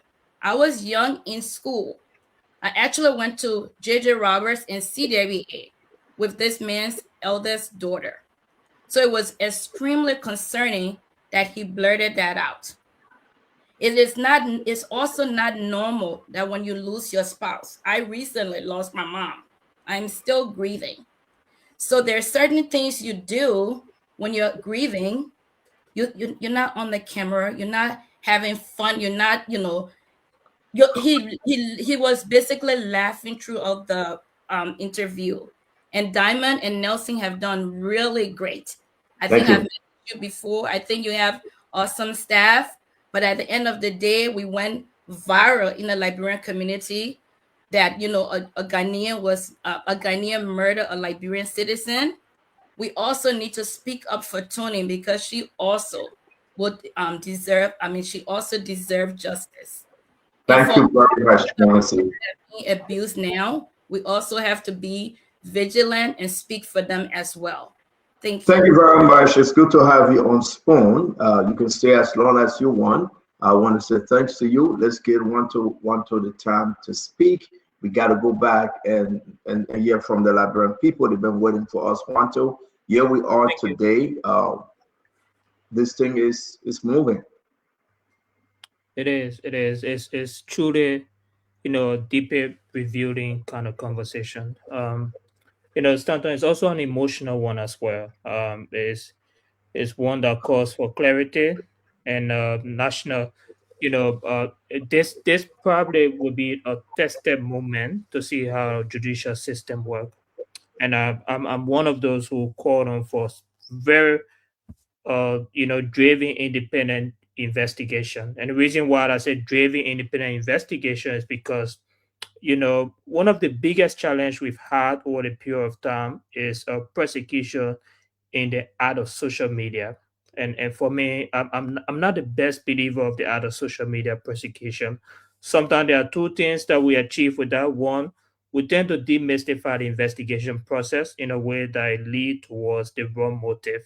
The second aspect is we determine the end of the investigation, and then at the end of the climax of the investigation, we become extremely angry at the outcome. And so for me, I think the case is very, very much that I'm worried about the pictorial evidence all on social media. I'm also worried about the independent views from friends on domestic violence cases. Let me pause you one, two. I want to ask you a direct question. That would be the question we take to the Liberian people because we got to move on. One, do you think the Liberian National Police is proceeding correctly? Do you appreciate definitely. This is how a national police should proceed. They determine specifically if the case should move on of just being a person of interest towards. Do you think this? Do you everything you know so far? Is there any reason now to say that yes, indeed, there must be an investigation? No, even from the beginning, I've called for investigation. I think there must be investigation from the beginning. The truth is, Stanton, investigation must not only be driven on evidence. Investigation must be driven on suspicion. Must be driven on any other case. So you appreciate the investigation? Of course, that's my position. I've always appreciated investigation, but yeah, that's what I always call for, Stanton. Investigation must be impartial, it must be driven on facts. For the police to be able to justify persecution, it must be driven on serious, tangible evidence. That is medical report, that is forensic evidence, and also the code of law. And I also want to. Real quick, we got to run. One, two, we'll come back to you. These are questions that people are asking. I want to bring in Jacob Jala and the rest of the team, Kev, Dr.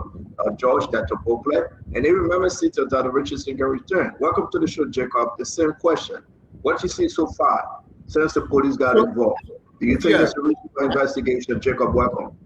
Thank you. I think the police is doing their job. It's just kind of like a routine task for them. That's what they're trying to do, to launch investigation and do this thing. It's an ABC approach for them. They know what to do. They take in the box and they're worried about the protocol. So I have precisely no issue with them.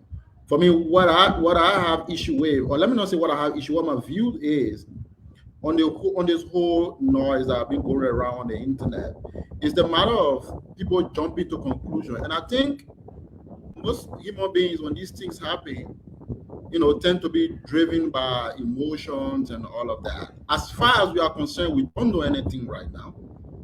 We see pictures passing around. The veracity and the authenticity of those pictures have not been verified. And this Jacob Jala here cannot be silly enough to form conclusion on people making comments and pictures flowing around. I have precisely no reason to say, hey, Mr. Sam Jackson is a domestic violence person. Now, there is precisely no evidence to that as we speak now. So I don't understand why people are jumping to all kinds of conclusions. We are in the age of artificial intelligence. People can manipulate pictures. I'm not saying those pictures have been manipulated, but I'm just saying there is a modicum of possibility that they may be not the right picture or maybe the right picture. A lot of Liberians have different questions, views here and there. So let me push you. As a panelist, everything you're observing. And this will be hard, but if you can answer, we do agree. Do you think Tony was murdered?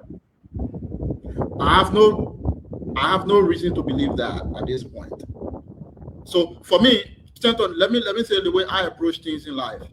I refuse to allow feelings and emotion to drive the way I think. I'm sorry, maybe I'm a different animal, but I love to stick by the evidence. Because when people bring feelings and emotion, they're more than likely to potentially be wrong because they're not clear thinking on that particular point. So that's why people who do investigation are detached from feelings, because that's the only way they're able to follow the evidence. So I'm saying here, in conclusion, I know you want to take other people, that I will hold my position at this point to wait for the investigation, to allow the police to do their job, and allow the evidence to do the talking, and allow us to drive the evidence to drive us to conclusion. Because now it's difficult to hold, because we have the presumption of innocence as far as our jurisprudence. Correct. Yeah. Yes. Thank you very much, Jacob. Guys, we'll go to the phone line. The same question when you come to the call. Please answer 3 or 4 questions. 1, is the police proceeding correctly? 2, do you think foul play in this thing that Tony was murdered? We need to hear from you. 3, was the bruises or old bruises? You saw the picture, you know everything, you know, just real quick. Do you think she was murdered? That's the key question. You have heard enough. You saw Nelson out there, you saw Diamond, you saw everything online. What's your take? Let me ask Kev Hassan. Do you think the police is proceeding correctly, Kev? 1, 2. Do you think is anything pointing to that this lady was murdered? There is nothing pointing to Sam Jackson murder, Tony. That's 1. And 2, like Jacob said, it's an ABC routine. So the police don't need any praises for that. That's what they need to do, and that's what. And 3, Mama C, I understand that you addressed my point. I'm not saying it's not the law. What I'm saying is that it's not a flight risk. Instead of the police coming out and say this is not a hotel, it's a sleeping place and whatever. And I don't think he needed just to say all that. He need to I was just saying, asking question, can he go to his home and be there as a house arrest until Monday? I'm just saying that. And to one important thing I want people to understand. We will not judge whether she was abused. But when I look at those pictures, right, the previous pictures that she was alive on the picture taken, those pictures are consistent with seizure and activity. Mama, see, you're a nurse. You understand that. Black eye, all those things consistent. You can look it up. People can look it up online. You will see similar things like that. It's very consistent. So we'll have to wait until the investigation. I see people will cause, they will say that, but those bruises, very, very consistent. And what some of us have seen, we know there's a history. But Stanton will explain more into that so that people can see. There's a history here. So let's not rush to judgment. That's what I would say. Thank you, Dr. Bople. We got talking about abuse, the bruises on her body, in the surgery scar on her head. We are talking about diagnosis here. People are asking questions. Was she murdered though? What's your take? A quick follow question, and I will also squeeze in the way in which the police is proceeding. What say you to Dr. Bople? To the first question, Stanton, I think the police is proceeding properly. Clearly, there's probable cause, and that's all the police need. The police just come and investigate. That's their job, to figure out stuff and then move it to the next place, which would be the court of competent jurisdiction. So I think IG Coleman and the LMP are proceeding properly. To the second and most important question, was she murdered? I don't know yet based on the evidence provided, but I will hope not. I will hope not. And if she is, then may justice be rendered in this matter. But I will hope that she was not murdered. Consistent with the bruises on her body, what do you think, Dr. Bople?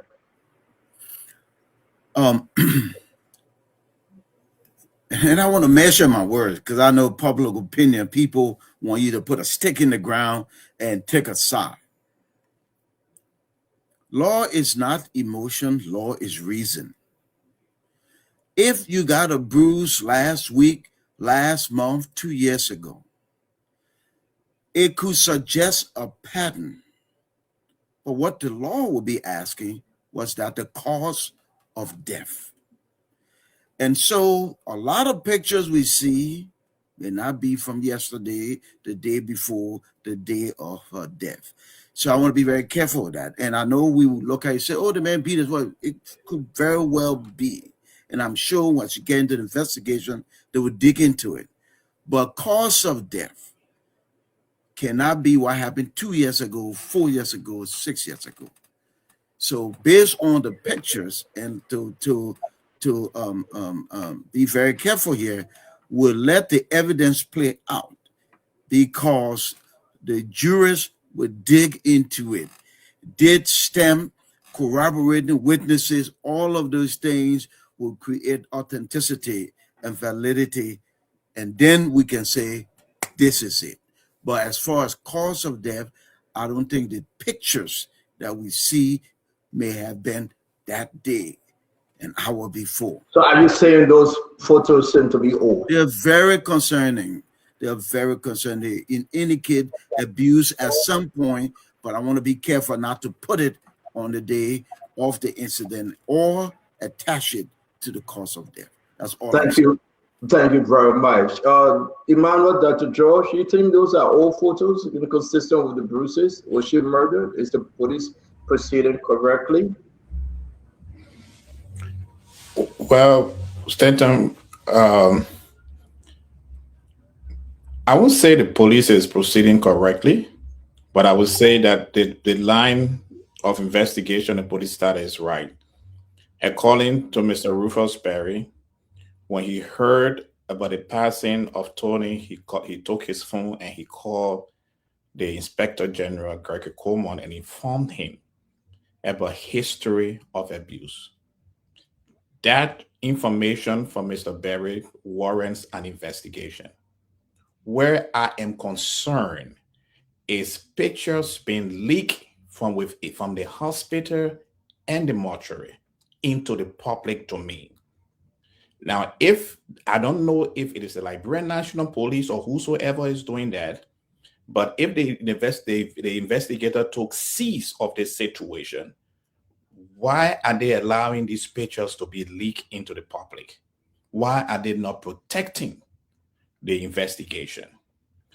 Now, the pictures that have been circulating on Facebook, I cannot confirm nor deny whether they were taken on a day or they were taken before that time. Because in as much as we want to be sentimental and sympathetic about this case, this is the first time, the very first time, I believe, and in my opinion, the public is learning of the domestic violence side of this story. There appears to be no police report about Tony making an or reporting to the police about this. So again, we allow the police to conduct their investigation because they are equipped. I'm concerned about the leakage of photos from the mortuary and from the hospital into the public domain.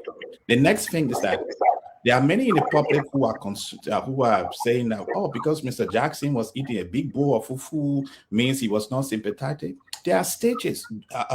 I'm not a medical doctor, but I deal with addiction, and I know that grief and loss have different. There are 5 stages to deal with grief and loss.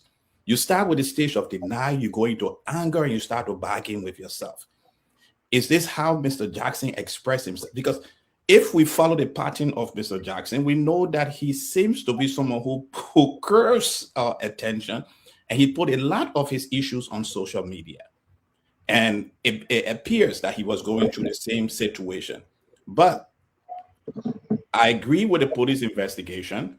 This case warrants an investigation because a member of the public informed the Inspector General of Police that he has been a witness to domestic violence in this family, and that warranted an investigation. To answer your question as to whether it's a murder case, I'm not too sure. I'm still studying the timeline of Mr. Jackson coming from OKFM, coming to his home and finding his wife or lying in the pool of blood. We may question why he didn't call the police at that time, why he was more interested, but I don't know what was running in his mind. That would be his conversation with the investigator. But I would have to study the timeline to really reach the point where I can try to understand whether a murder took place in here. But again, we have a history of seizure, but we also have another history that is coming out. There's a second thing I'm very, very concerned about, which would twist this case in another direction, and that is some of the utterance of Mr. Samuel Jackson that have many of us in the public now in deep shock with those utterances. Dr. Josh, thank you very much. While we have everybody answer, one of the lawyers of Mr. Jackson will be on the show to speak to us and speak to the Liberian people. Will go to the phone line. This is your time to speak. Let me bring in Asido, 1212. Let me see Kabad, and then we will move in. If the lawyer do come on, we have to interrupt you. Former Deputy Minister Asido, welcome. Same question we asking everyone today. What's your take? The discoloration, the bruises on the body, do you think it's consistent to murder? And just let us know, is the police proceeding correctly as it? Well, thank you, Stanton. First off, let us start by expressing our condolences to the family. Such times are very difficult for people losing their loved ones. And we pray and hope that they will find the strength to move past this time. To the issue of the police, though, I think it will be one of the times where we will need to be measured in what we say, because this will be one of the most sensitive cases we have had over time. For the police launching an investigation is something that I support. I think it is the right thing to do to determine the actual reason that led to the death of the young lady. But there is another side to the story that I'm concerned with. Mr. Emmanuel spoke about it. That has everything to do with the pictures coming out to the public. Few persons allegedly from the public domain have accused the pictures coming from the angle of the police. Because my understanding is the police immediately got at the home of Mr. Sam Jackson. That would mean the police took seize of the matter. So whenever information is being leaked out to the public, it is only just to ask questions to the police who actually took seize of the matter in the earliest possible time. Now, here's my issue. If indeed, and just if, the pictures we've seen in the public, especially the one from the mortuary, the one from the hospital, got any connection with the police, then I had too many questions asking myself, what is the real intent of doing that? I would only want to assume that will be to buy into public sentiment, because these are some of the cases where you have the public sometimes getting ahead of judgment, and especially when they see certain things. So the fact that the pictures will be in the public without a detailed investigation, and I'm very sure it will be only a small group of people that will have access to seeing the body, to seeing the lady at the hospital, those will be the very small group of people responsible for ensuring the pictures came to the public. Once the picture came to the public, people will start forming their opinion based on what their eyes are seeing. Like again, the matter said, there are other pictures that we saw before that we, as of this time, cannot be certain if those pictures got connection with the actual issue of murder at hand. We only know. And that's why we would think, though, an investigation being impartial, being thorough, is one of the best ways to go to ensure we get to the bottom of this. But wherein you allow the public to have their opinion based on information you have already leaked out, it becomes so difficult to control the narrative in the public, because the people will already be set at a certain place that, you know what, you did this or you didn't do it. That part of the investigation is where I have a serious concern with. I do think the police should investigate, but in that, it should be void of politics, it should be void of leaking information, it should be void of trying to get the public sentiment or following in what is right. Let me ask you quickly. How sure are you the police leak these photos out?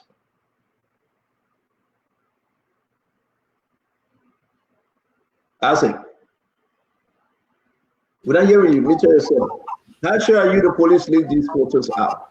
No, that's what I say, allegedly from public information. I'm not 100%, but my only thing I would say though, Stanton, you would think that once the body went to the mortuary, it will be only a small group of people that will have access to the body because the police have already taken charge of the matter. So who then? So let me push it. And that's what we have this. Let me push it though. The bodies came from the hospital. Right. You got so many staff. You got the tech, you got the aide, you got the doctor, you got the nurses, you got all of that. Do you think it only came from the funeral home? Do you think it only came from the other department in the hospital because of the way in which it was placed? But let me leave you to that for a second. Do you think the discoloration, the bruises on her body is consistent with abuse? Well, I would want to believe that. The only thing that I would want us to look at more is the timing of it. Is it now? Is it time in the past? I read a post from one person who claimed to be Mr. Jackson's friend. That post is one thing for me I condemn for the fact that the only time worthy of the brother to speak is the time where the public is geared up into what has happened. So I don't know if a person coming up claiming to be the friend and narrating these things that according to him he has seen sometime in the past is something we could take at face value. I don't know. But so again, was she abused? You think was she abused? Again, I would want to say it has something to do with a reaction walking down the road. Many things could happen, but I know there will be a pattern of something. Abuse could be one possibility. There are many other reasons that could be. But again, it's something I know a lot of people want to call in, they want to wait and want to. Was she abused, Wanta? Sandra, is a very interesting question. The idea of seizures is very personal to me.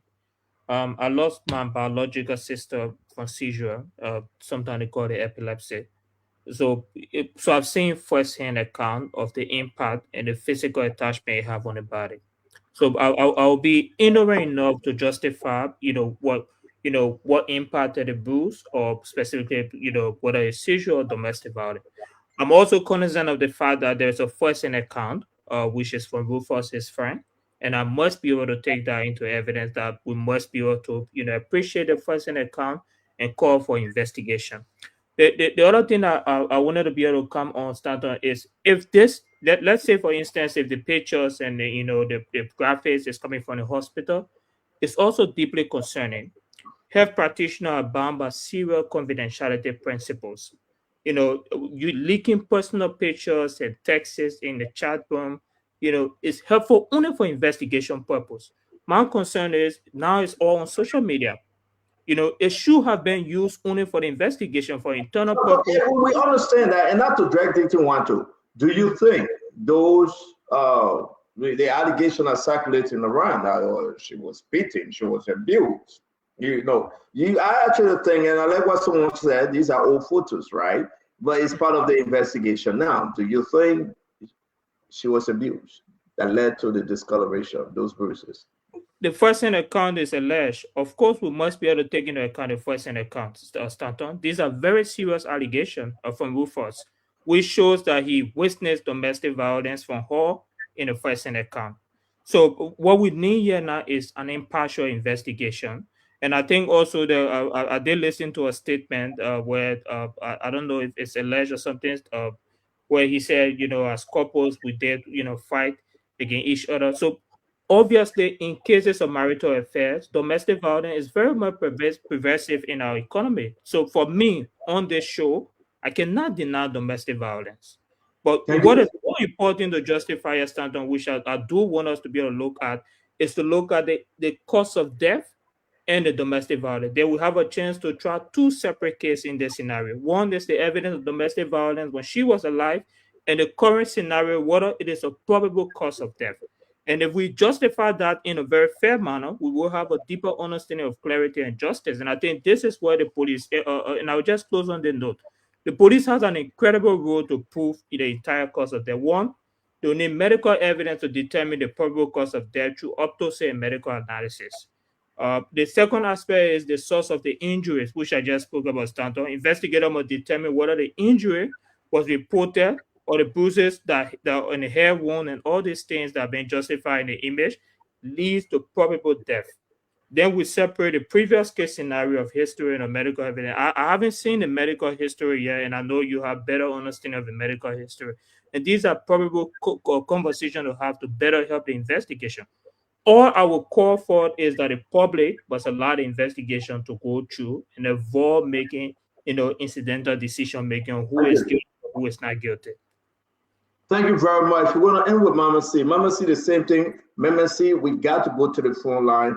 We are looking at, again, let me read some of the diagnosis as of December 2025. Jacob, it's very important. When she traveled to the United States, Dr. Bople, she hit her head on the plane when they were deplaning. She was taken to the hospital in New York. And the reason for the visit at the hospital, seizures, number one, the first diagnosis. The second was alcohol withdrawal seizures without complication. And people can take it down, anemia, bladder infection. All right.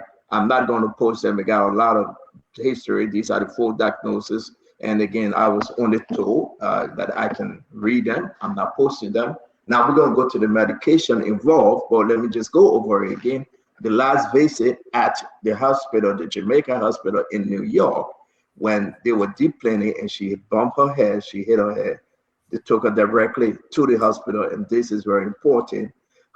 The reason for visit, the first diagnosis, seizures, the first one. The second one, alcohol withdrawal seizures without complication. Alcohol withdrawal seizures without complication. The third one, anemia. And the fourth one, bladder infection. Now, we're going to pause right there because we do have the medication, those different medications, right?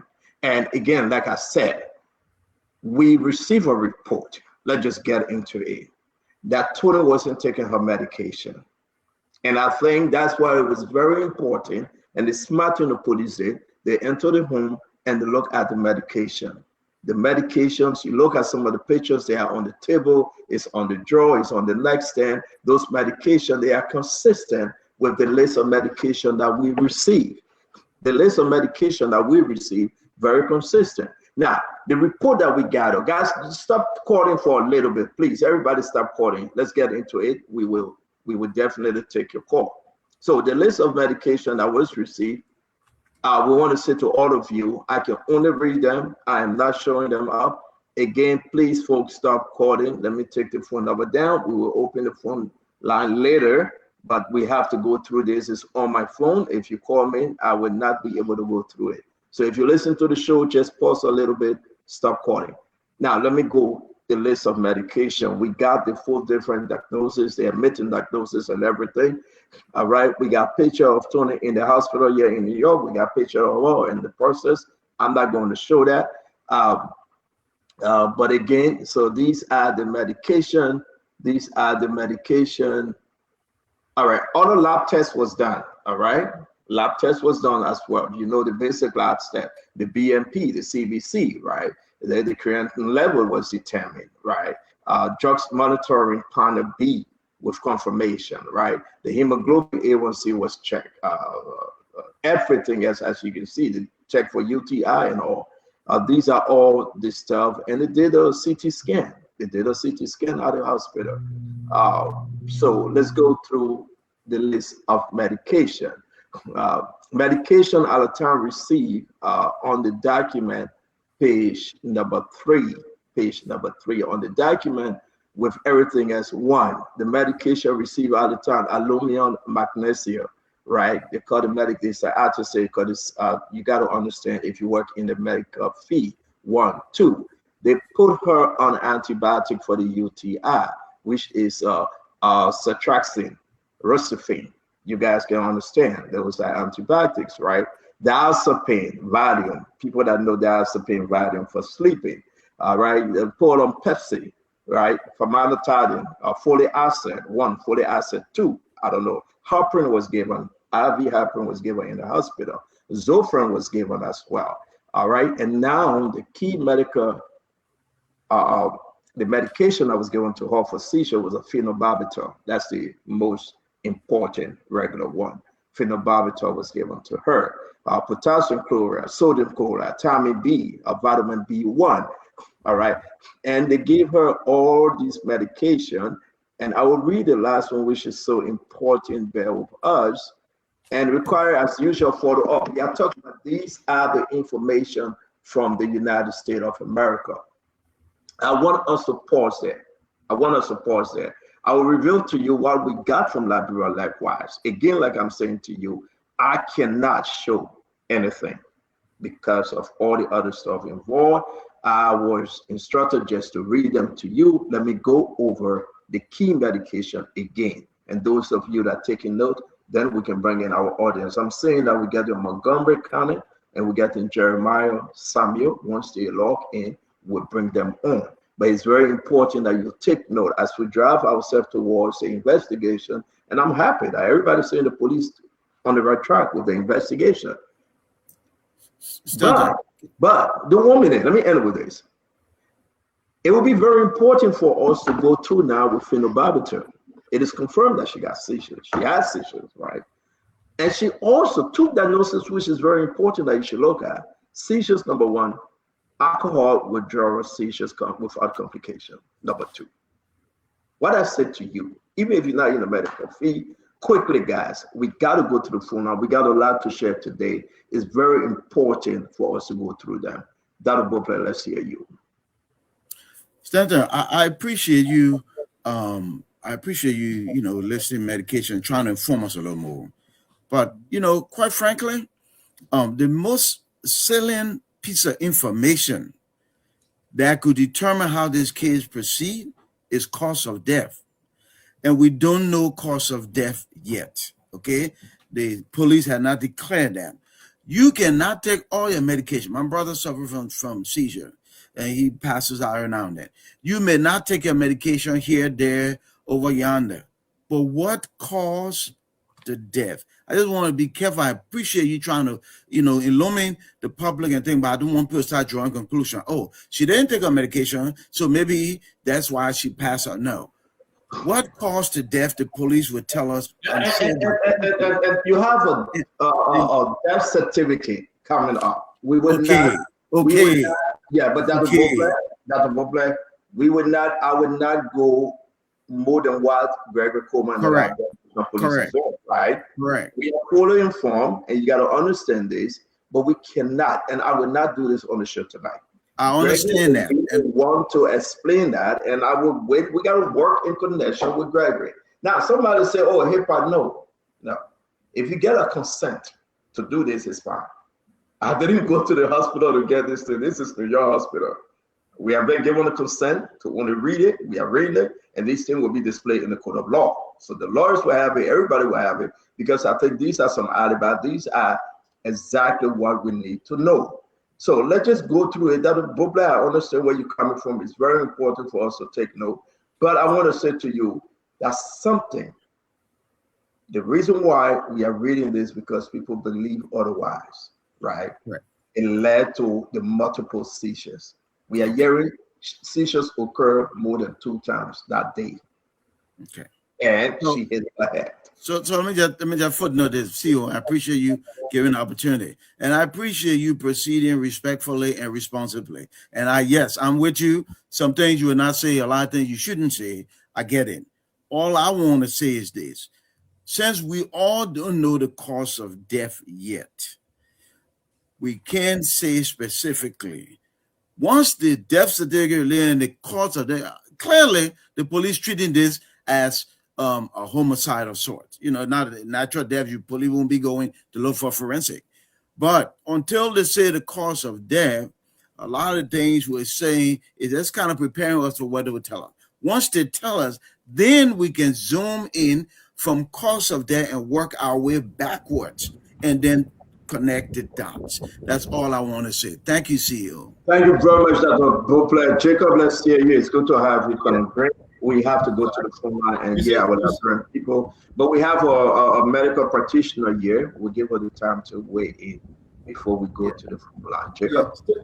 Steno, you see what my opening comment was all about?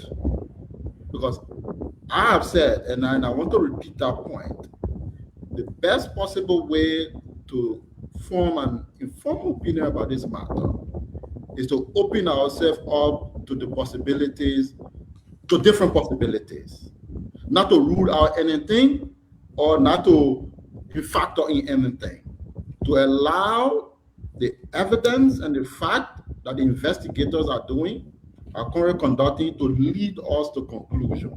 For me, that has been my approach from this matter from day one. That has been my matter. I don't want to say this was the cause of the thing was domestic violence, or that would be extremely premature and would not be backed by conclusive evidence by the Liberia National Police or the investigators. I also don't want to say this was as a result of seizure, because that would be infantile, that would be premature, because we do not know yet, we do not have no conclusive evidence yet from the investigators. So that is the reason why, from my perspective, I have said that I will suspend any conclusion on this matter, absolutely any conclusion, until we can get the final comprehensive investigation. Jacob, and that's why we're here to give our opinion. I think it's only fair to inform our audience, not to conclude. No, I agree. And the reason why most people don't know. Jacob, 1 minute. Do you know that most people don't know the medical history of Tony? I agree. People, when they saw the picture, let me bring you up to speed, Jake. You will speak. When they saw the picture, people believe that those pictures were very current. Do you know that people call me and say, Stanton, the laceration on the lady hair was when she fell and she bust her head? Yes. So that more to it, and it's our information to come up here and share with our audience. And we will speak to the stuff on her head. Now, if this is domestic violence, how do you tie it together? And some people say, oh, well, yeah, it's true, but let's educate our people. Our people, some of them are in the wood, they got to get out of that mindset, what you are seeing. And that's why we appreciate Gregory Coleman and his team as they carry on the investigation. But notwithstanding, we got to bring our people up to speed. Go ahead, Jacob. I agree 100%, and I 100% you're doing a fantastic job, to get additional information in the public, to continue to educate the public as we move forward, which is a beautiful thing. And I like that, because we also saw pictures, about potential laceration, bruises, and all of that, all coming in the public to provide information. So I fought you not on that account. I was just making a general comment to say that's why it's so beautiful that we have an investigation. This is a scientific process, and for me, I have no doubt over the experience and the knowledge of the Liberia National Police. They've been doing this thing for ages, so they know what they're up to there as far as getting the benefit of the doubt. So I want to say, like we saw on the internet, there was a dominant narrative for certain people, passing guilty verdict and all of that in this kind of thing. I think that's not helpful for the investigation. The degree of open-mindedness is required to allow us get to a conclusion on this matter. That would be my point again. Thank you. Jacob, thank you. Mama C, let's hear you now. You wrote down the diagnosis, some of the medication. We got to do it little here, little there. We got to educate our people. Not everything that is shown on social media seems to be correct, but the most important thing, Gregory Coleman and the Liberia National Police have taken seize of this matter, and there is an investigation. So everybody should remain calm for the investigation to proceed, right? But now we understand that we have other issues, right? The diagnosis that comes along, right? Whether they're going to support the ideas and whether those things actually led to her death. We shouldn't shy away from the fact that she had some medical problem, right? But who killed her? Was she murdered? you know, are those, that's the reason why the investigation is ongoing. Let me see. Okay, so thanks, Stanton. I want to acknowledge Kev. I agree with you. The bruises, I can't really tell whether those are recent pictures because we're all seeing these viral pics on Facebook, on social media. But those bruises are consistent with seizures. They can potentially happen with seizure. Those bruises can also be a possibility of domestic abuse. So we're all making assumptions here. The second thing is, Stanton, I was listening to you. She's on phenobarbital, and that is a better medication treatment for alcoholic seizure withdrawal. So it seemed like she was on the right medication. I heard thiamine, so it sounds like she may have some issue with alcoholism as well. And then I'm still not clear why they did a A1C. That's the test you test for diabetics, or it didn't say that she's diabetic, so maybe they were just doing a whole bunch of labs to see what they could come up with.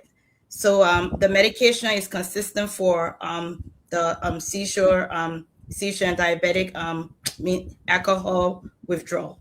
So she's on the right medication. I feel like the police is doing the right thing. I feel that they may have some evidence that we don't have, that we are not privy to, for them moving him from suspect. May have probable cause, right? So that's why they're holding him for 48 hours. It is still unclear whether this is a murder investigation. So I don't want to make an assumption and say it is murder until we get to that point where the police make that decision. I do feel that, I hope they did take Sam Jackson's phone from him to look at it, because we have lots of evidence in our phones. Guys, you don't let people come near your phones. So there are lots of information in there that could help with the investigation. I hope that they also have Tony's phone as well. In my opinion, I believe that this is proceeding. We all have to wait for the investigation. You cannot necessarily stop the public from speculating or speaking up, because the alleged victimizer also have gone on Facebook doing live, doing live broadcasting. He even spoke to the investigation, commenting on his wife's private part. So I don't know, for those that are friends to him, word of caution there, but there's enough from what I saw, there's enough to hold him, and ask some serious questions. Thank you very Everyone much. is innocent. That one more thing, everyone is innocent until proven guilty. We should not forget that. But he is apparently being found guilty in a court of public judgment. Mama C, thank you. Let's move ahead. Mama C, thank you. Let's move ahead over to the phone line. We want to say, let's hear you. We'll come to you, Kev, and the rest of the team. It's only fair. We'll go to Dr. Josh, but let's go to the phone line. Ladies and gentlemen, call in. Let's hear you now. Listen, I got to be very careful. People say, oh, Stanton, because you know what? Uncle Sam was on Spoon Talk. We got to be very careful, because if not, people, what people say, other Dr. Josh, it's only fair that we give you the information. She has a medical issue. You listen to the diagnosis, the medication she's on. We'll move to the hospital. When Uncle Sam took her to the hospital, what actually happened? We got the information. Those that were present when they did the surgery, we got the information. Did she go to the hospital with the laceration on her head? Was the operation done at the hospital in Liberia? The people need to be informed, right? There will be no way for us to not tell them. So let me bring in, I think this is Mr. Jeremiah. The name is Jeremiah Samuel. I think, Jeremiah, welcome to the show. Sorry, I'm not saying your last name. Can you unmute yourself quickly before? Who are you? Are you one of the lawyers for Mr. Jackson? Can you get me? Yeah, we can hear you now. Are you one of those that represented Mr. Samuel Jackson? Yeah, of course. I represent the legal interest, and we're involved all through doing the investigation up to, just a few minutes ago when we departed the police headquarters. Thank you for joining us. Welcome to Spoon. It's good to have you at this time. You're always welcome. Can you bring us up to date? Well, as I told Nelson, which I'd like to share is that we've been there since 11 a.m. We were there. Investigation started after all the preliminaries, the pleasantries, and then we went straight into business, which began with him giving a narrative of what he knows happened and giving a history. And based upon that, there were interrogations, questions asking back and forth. It's a whole team of investigators, including 103 who led the investigation. And thereafter, we had to guide him because they were going back and forth. I had to guide him as part of our rule so that he's not incriminated. And everything his rights are protected. So thereafter, we were asked to produce that in the writing, which we did. He wrote what he knows about the situation, and then we had to review it. And thereafter, of course, standard procedure. What was expected is that when you do your kind of make statements, they draw a questionnaire from the statement, okay, for follow-ups. But that wasn't done because the time issue. So we all agreed that we want to go on the crime scene. Because they wanted to go on the crime scene. They needed to go on the crime scene. I think yesterday, there was some issue about the entry, as you all may be aware. So we had to go on the crime scene based upon the information provided about the bed issue, because he had indicated that apparently he suggesting based on assumptions that she may have hit her head on the bed, and because considering the way she was positioned when he entered the room. So they needed to see the bed, they needed to see the place, how it looks, and other kind of things. So we had to go there, the forensic, along with our forensic team, to a photograph and video of the apartment or his residence. And asking for some of the things because she didn't have clothes at the time, so somebody had to brush the poor clothes on her, so they never get that particular article, that clothes in question, even the clothes that was on him too, the blanket and several other items, that the investigator feels relevant for assessment of the alleged crime. So. And we had to go through all that went back to the police headquarters, and then we had to do the inventory, we had to mark them, all the items I took from the horse, verify them. We went through that, took a photograph of it as well in our possession. And then after that, we had to wait, here and there, again, questioning. And eventually we were told that the police, had to keep me because of several reasons. Gregory indicated to us that one, he was mainly based upon safety. Two, they had reason to believe that that there's some form of suspicion notwithstanding. The investigation still remain inconclusive. That's why we're gonna be there tomorrow morning. We're gonna go back because there's I think there was some confusion with the whole assessment. So they have to suggest a reconstruction of the crime scene. So in fact tomorrow at 10 o'clock in the morning we'll have to go back to the very horse. Are you getting me? We can hear you. Go ahead. We hear you, sir. Yeah, so I suspect that they didn't get the acts together so far because they indicated. You want to sit upright? Your hand, your honor arm is showing. You want to sit upright, please? We were there today, just hours ago, and so they are saying that they want us to go back again tomorrow because I think they didn't. I don't know what the problem is, but that's part of the right. They can reconstruct the crime scene as many times as they want, to make a determination. But probably they don't want to do the rush. So okay, then you will sleep over. Then tomorrow morning by 10 o'clock, we'll go back at the residence so they can maybe do some measurement because they were particular about the bed, because considering the height of the bed. If somebody falls in, they considering the height. And well, we also concerned about their own determination when he will be charged, all the considerations. So Kwame indicated to us, I mean particularly to us, that they have decided to have the team here in Liberia on Monday. So probably the autopsy will be done next week. So to further up their investigation, because I was concerned about the time you're gonna spend here and there, in prison here and there. But I mean, we had some good relationship. And well, this one appeal that he doesn't sleep, in the prison Are you the amongst lead? the Are other you the people, so lead that he may be happy. counsel? Are you the lead counsel? Well, I don't know what is lead counsel, but I was hired just as my colleague and work together. But I was leading most of the charge. I don't want to say I lead counsel because we are all colleagues, but work together. I'm co-counsel. So we work together since this morning. We've been working together, teaming up. So I'm up to the time I left. Which law firm is this? Which law firm are you from? I'm from J. Johnny Momoy Associates. He's my colleague is from Kings and Associates. My colleague. Okay, yeah. We are from two different law So you firms. guys expected to go back tomorrow, and you're probably going to visit the home again, correct? Yeah, certainly.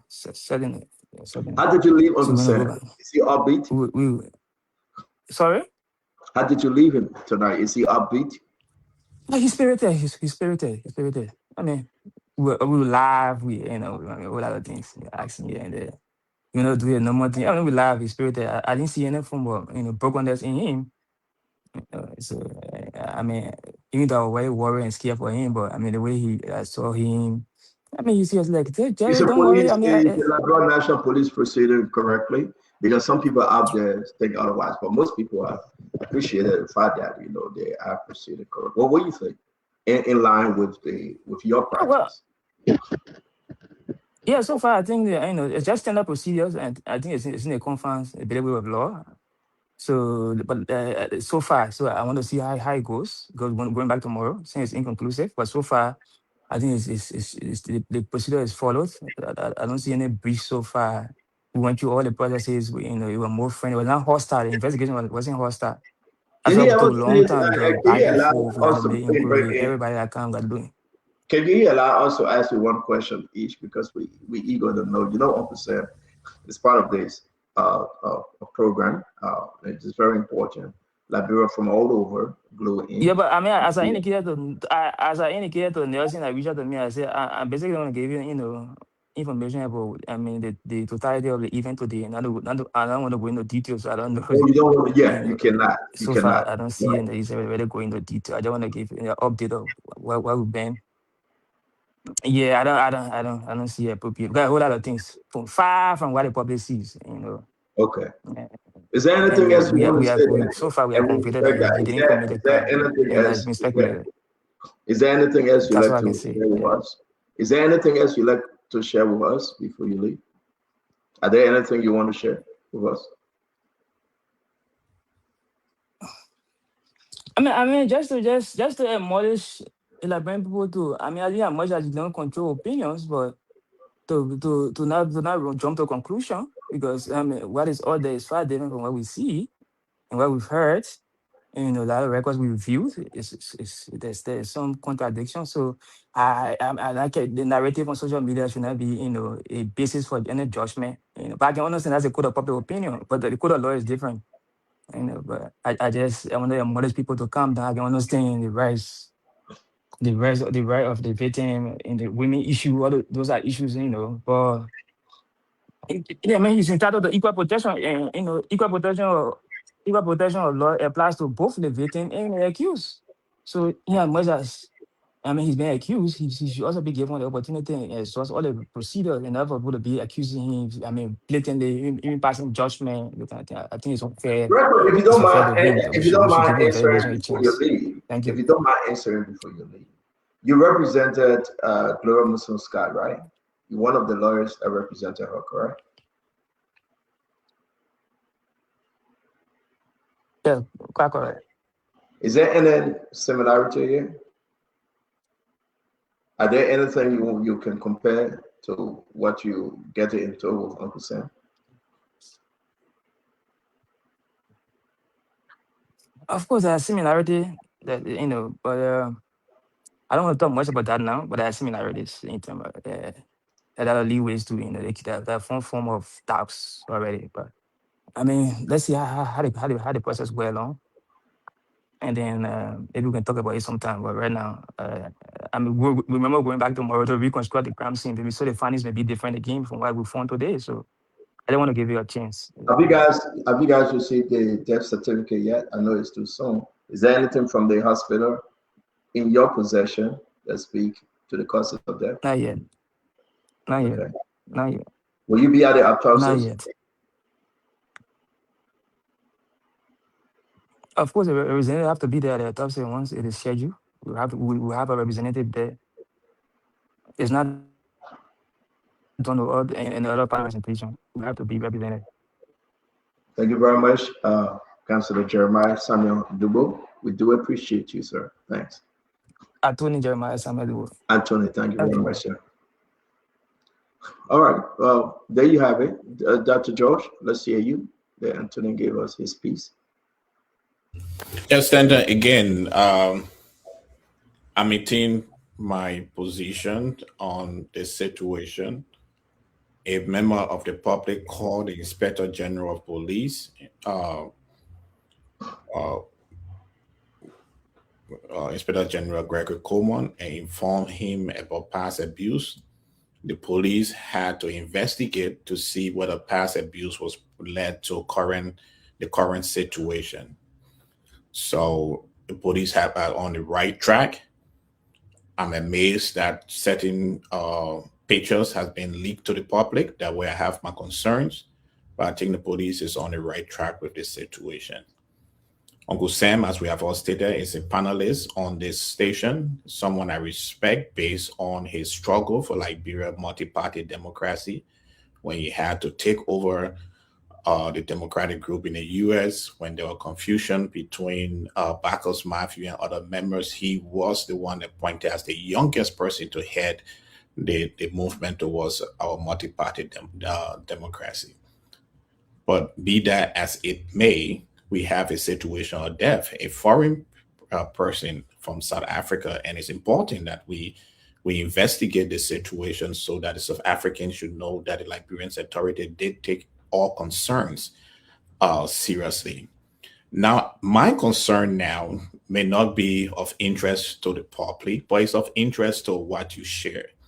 Because alcohol withdrawal can also lead to severe seizures that can also lead to death. And what was going on with her that we did not know in the public, because it comes from it is due to consumption of alcohol, complete abuse of alcohol or alcoholic beverages that leads to that situation. So was she depressed? Was she using alcohol as a depressant also? Was she going through some struggle? Those are questions that we may not find the answers. The police will think about finding the answers. But this new revelation brings a lot of questions, especially the medical one, and those of us who work in, who happens to play devil's way in the field of substance abuse and addiction. It hits our head and brings us to ask some questions when we see these things coming up. But again, the police did the right thing because a member of the public informed the police of abuse in the past, and I continue to maintain that stance. Very much, and good point. If you ever work in the medical field, you come to realize that these things are very consistent.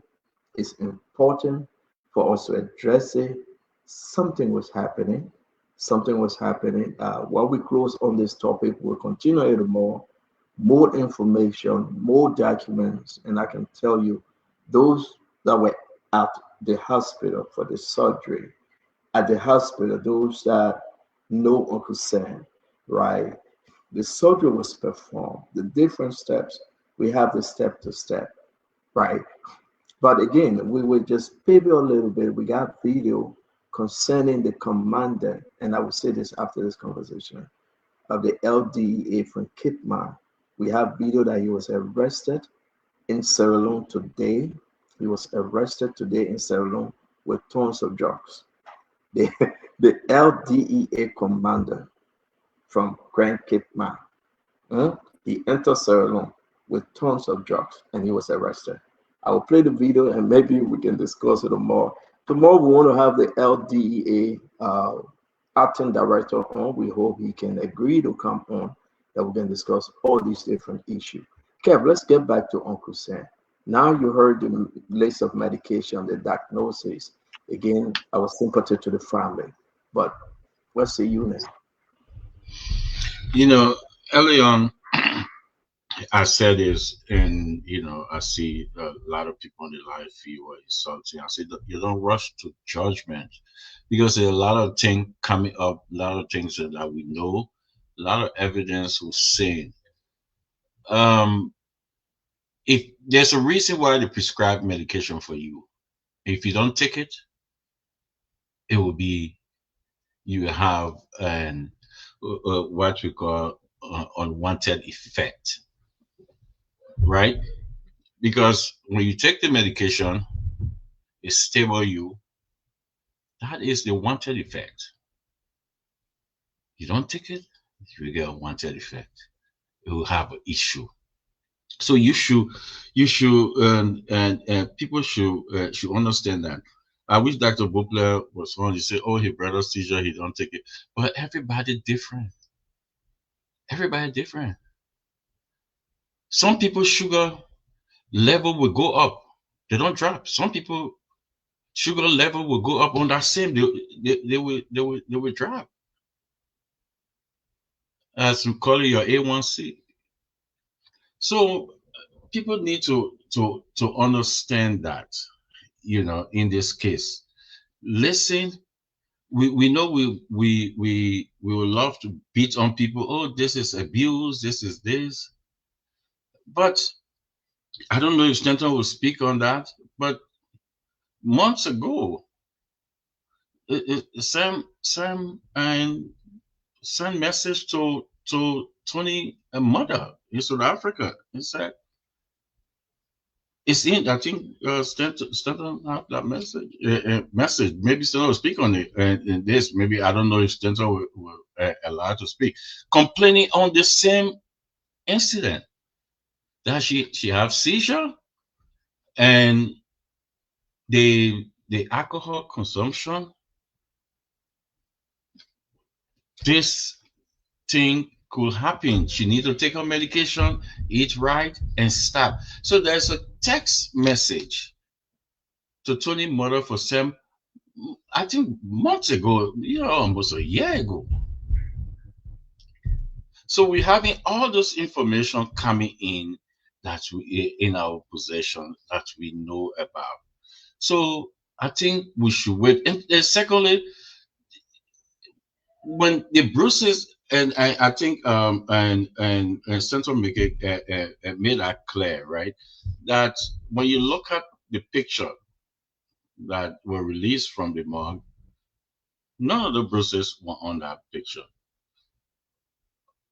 unless what you saw on her chest, and that consistent with with doing some mouth-to-mouth CPR, whatever. Thank you, Jeff. We gotta go. We got about 14 minutes left. Yeah, 20 seconds, Stanton. 20 seconds. When that moves on, I have to bring the rest of the guys in place. It's very important. Yeah, just 20 seconds, Stanton. We'll move on. So I just urge the public to listen to it, watch, and Spoon will come up with more development on it. But there's a lot of moving objectives, a lot of things that we're seeing, and a lot of information we're getting in our possession.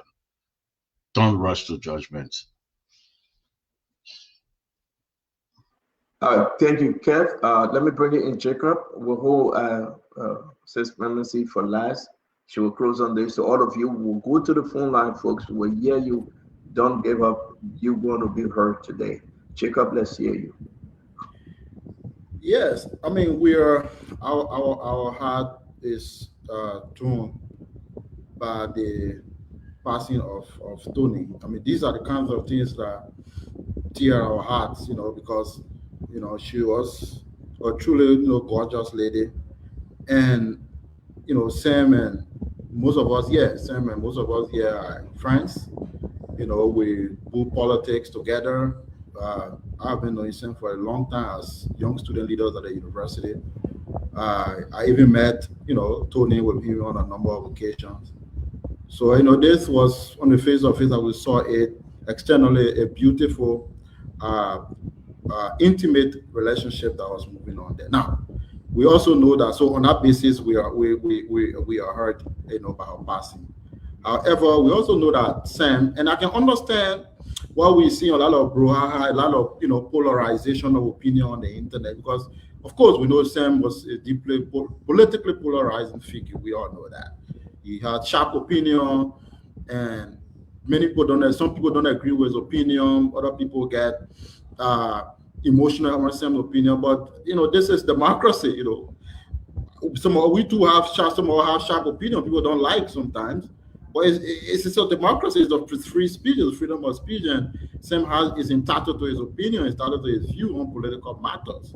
So when you have a situation of this nature, especially the death of his wife or death of somebody, we should be able to draw a clear line between his political persuasion and political view and a potential situation of death or potential crime that happened. And I think I see on the internet, some of the views, particularly, I want to be careful not to put politics in it because it's a deeply sensitive matter. But we see that people try to collapse and merge the two things, his political opinion, and then use it to pass judgment on this matter.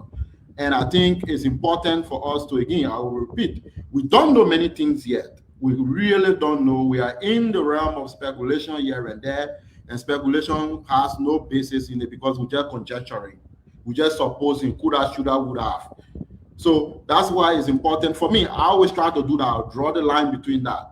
Disagree with your political views, that's fine. But if a situation comes up that is different from the political view, I'm able to divorce the two and make sure that this is happening. So we want to thank the ministry, the government, the police director.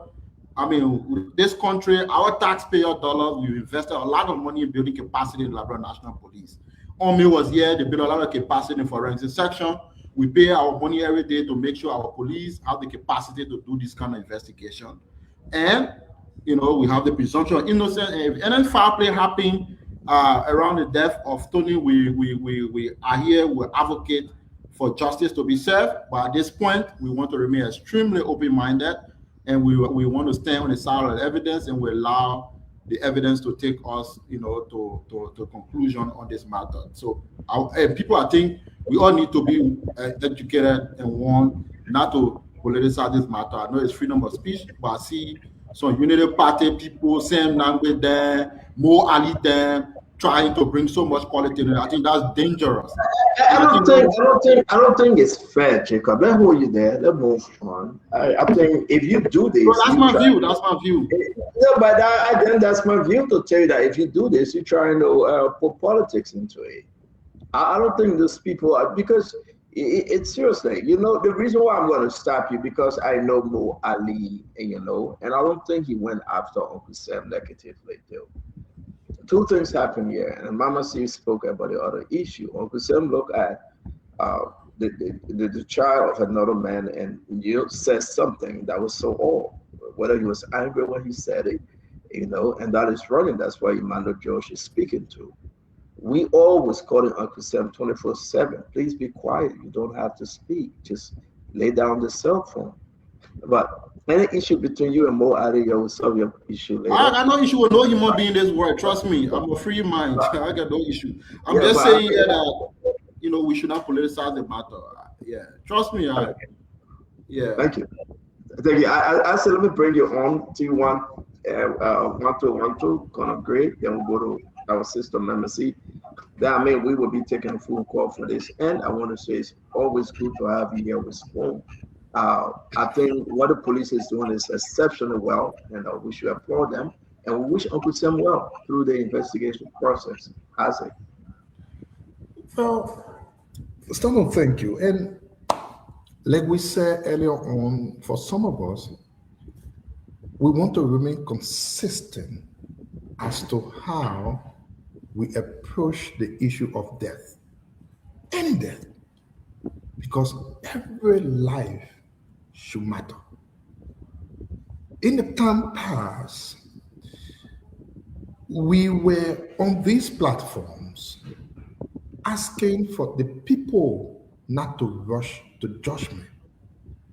That was when the late Shalom Musu was killed in a cold-blooded murder case. That time, we asked for patience and we asked for the police to do their job. This time, we will do the same. What is amazing to me now is the fact that we seem to be united in the call for investigation. Unlike the time past, when one of us, the Unity Party specifically, did not see the cold-blooded killing of Shalom Musu as anything worthy to be investigated. Good thing today, all of us can agree that life of a person needs protection, and if such a thing happens, no one should rush to judgment. We will not come up and say the investigation into the alleged killing or death of Mr. Sam's ex-wife is political. We will not accuse the government of going after Uncle Sam because he has been a thorn in the flesh of the government. Unlike time past, when the Secretary General of the Unity Party accused the weird government for being political in the death of a promising young lady whose grave is seen around today. It melts my heart that that little girl died and her body seems to be beneath this earth forever. No one is being held responsible for that. On the flip side of that, the one person that the law had held for the gruesome killing of that little girl was freed by the Unity Party. Here we are today as a team, ensuring and calling for justice to be done. I would think, as a people, this is how the matured minds should do. We all have said the same things here. Can we all say that the spouse on the lady was domestic violence or not? We cannot. We just have to wait for the investigation. And that's why we are asking our people, stop rushing to judgment. It could be, it could not be. Only an impartial police investigation to uncover the truth can tell us certainly what transpired. And now we want to end. This is the time where everyone should see that unity in justice should be our strength, and not a time when we have one political party calling the death and the gruesome murder of a promising innocent child as being political. We think, all of us, every one of us, you can be well sure justice takes its place. Arthur, thank you. Wanto, let's hear you. Thank you, Stanton. Again, as we started off, I want to be equivocally clear that violence against women or violence in all totality has no place in our society. I think the death of Tony is a tragic moment for us nationally. While we see the name, the emotions across Liberia, it's also important, Stanton, to highlight that this requires professional, impartial, and evidence-based investigation. And the reason why I emphasize on these words is because we have a very exceptional narrative here. We have medical evidence, we have findings, and then we have different scenario from the Liberia National Police as well. The other thing I also think about is I think maybe this may be a historical sentiment. Liberians are extremely emotional when it comes to cases as such, and the reason why is I'm not immune to the sentiment on it, because I think we are deeply traumatized. And the reason why we are deeply traumatized is because our civil conflicts, Stanton, 250,000 plus people die in this country, and people are extremely, traumatized by just the understanding of that scenario, the issue of vulnerability, the issue of, being taken advantage of, even the protection of women in Liberia, which I think we should be. We should be. I do think that this case and the previous, amount of cases we have in Liberia should create an elevation that we must do better in terms of the protection of women and children. What we've seen over the period of time, Stanton, the statistics is alarming. It's alarming. We have single cases that take the national stage, and we are passionate about it. But take your time and look at the amount of cases. There are silent voices we don't talk about in this country. The last time I spoke about the amount of rape cases in the country and domestic violence, one of the fact checkers came and said, "Oh, Wanto is providing, statistics comparing two political states." But the reality is, this is the scenario. This conversation should elevate us to think better. Like I said before, Stanton, in closing, I will say this: the police has a role here. One is I do not judge people when it comes to that stage of grieving. Psychologically, I think Imara said that. Psychologically, there are multiple stages of grieving. There is shock and denial. I don't know where Samuel Jackson is currently. In a moment of shock and denial, you are at a place where you are psychologically not even at a point to accept a death.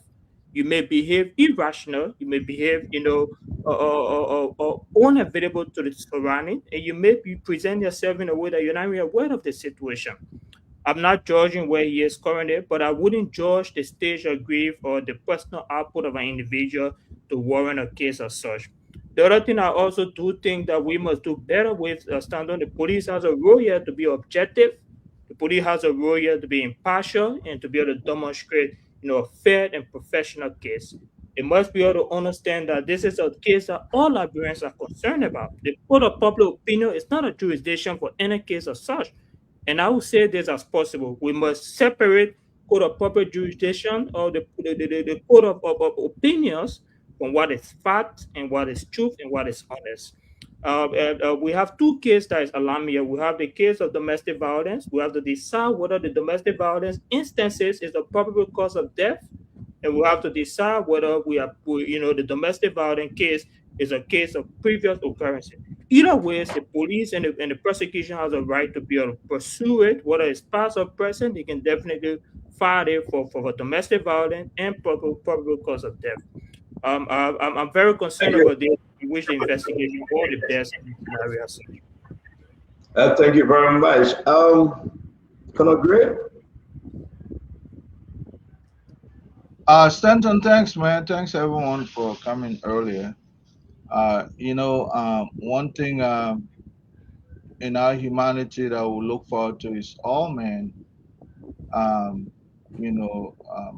presume innocent until otherwise proven. So I will give that clarion call that Mr. Jackson is completely innocent unless the investigation proves him guilty. One thing I know again is that Tony, the deceased, may her soul rest in peace, did not die of natural causes. In my opinion, unnatural causes, whether by way of seizure or whether she was rushed to an early death, something is responsible. The medical report might come out and expert opinion might point to certain elements that cause a premature death. She's a young woman. One thing I would say is that if at all people are looking for motive, that motive, if Mr. Jackson is undergoing investigation, it will be a matter of his temperament. Mr. Jackson, even though people will process trauma a different way, but if anything, it will be by what he has said, and they'll be looking for motive in that. One of the issues was that when they said the woman was found with scars, whether they're old or new scars, it said people in relationship get into domestic issues, including jealousy. Now, if you go back and listen, he said that. And then he was confronted at the other side. It was so temple. One thing they would test, let me give you the issue of one small movie I watched, Few Good Men. They pushed the commander of a particular Marine detachment. They pushed him to the extent, and when you're angry, that's when the real truth comes out, your real true self. And the guy admitted to something he was hiding all along. When they pushed Mr. Jackson yesterday, pointed at the victim and say, "Your pastor leave. We killed him." That's true. Okay? So they push him. He said, "Oh, people can get in domestic situation, especially if jealousy is involved." Those kinds of statements sometimes can incriminate people in a trial like this when they're looking for mens rea or they're looking for motive, so to speak. So I will hope that none of that will count. But Stanton, sometimes we have urged Mr. Jackson sometimes to limit his temperament a little bit. When he's an angry man, it's a different being. I'm not going to prejudge him, but that's a characteristic he needs to incorporate within himself as an individual. Other than that, this could be one of the issues that he's going to pay dearly for, whether or not he's going to stand up. Thank you very much. Mamasi Kabat. Why I always call you Mamasi Kabat? Yeah, because we have one Mamasi Kabat from CDC, I believe. I'm sorry. I'm not Mamasi. I'm not her. I'm Mamasi Peabody. Yeah, Mamasi Peabody Kennedy, please. Okay. Thank you. I want to start by saying that it is very important that we do not politicize this. This is not about politics. I want everyone to be cognizant and remember that someone is dead and someone is being held liable here. I do want to state that we talked a little bit about the her medical history, but even if you're married, your spouse cannot authorize the release of your medical history to the public. I have a concern about that. In the US, we have HIPAA privacy laws. What occurred, Liberia also have privacy laws. Our health records. Can I hold you right there, though? Now, if your spouse remain your spouse to your death, yes, indeed. Now, what is applied to you, the nurse practitioner, to you, the medical practitioner, you cannot release that. With the family, there's no restriction that you cannot share the medical record. You, the nurse, you, the medical practitioner, you in the hospital or in the nursing home, you are not allowed to share it. That's why HIPAA restriction is not on the family. So HIPAA restriction. So HIPAA does not guide Liberia. Liberia have privacy laws. Correct. But also, I'm saying, yeah, America, because you say America, it's not on the family, right? So regardless whether she's dead or not, the spouse still cannot authorize the release of her medical records. I want to be clear about that. No, okay. Because during the investigation, is that what it is under the Liberian law? I'm not sure. Are you speaking under Liberia or the US? I'm pointing out that her medical records, because this is going to be, it appears it's going to lead to an active investigation, those are supposed to be protected. That's all I'm going to say on that. Mama C, we are a news agency, right? What we do here is different for the investigation. When we get it, hold on 1 minute, Captain. Mama C, Mama Z, it's all on Facebook. Mama Z, it's all on Facebook. We shouldn't even argue. It's all on Facebook. Okay, all right, it's open. Yeah, it's out there. That's fine. So hold on 1 minute. Let me say this to you. And I was trying to protect, right? Because I know, and I got a consent. I'm not saying from reading. You can only read it. But surprisingly, other folks, they are sharing them on Facebook. So maybe they got it on the same way I got it. It's all on Facebook, the entire medical record. Okay. So let's move on. All right. So I'll move on. Here, just looking at the case, that the police have probable cause. That's why Sam Jackson is a suspect, and that's why he's in custody. So I want to stick to what we know now. Anyone that falls victim to SGBV, which is sexual gender-based violence, we should protect them. The society should protect these people instead of victimizing them again.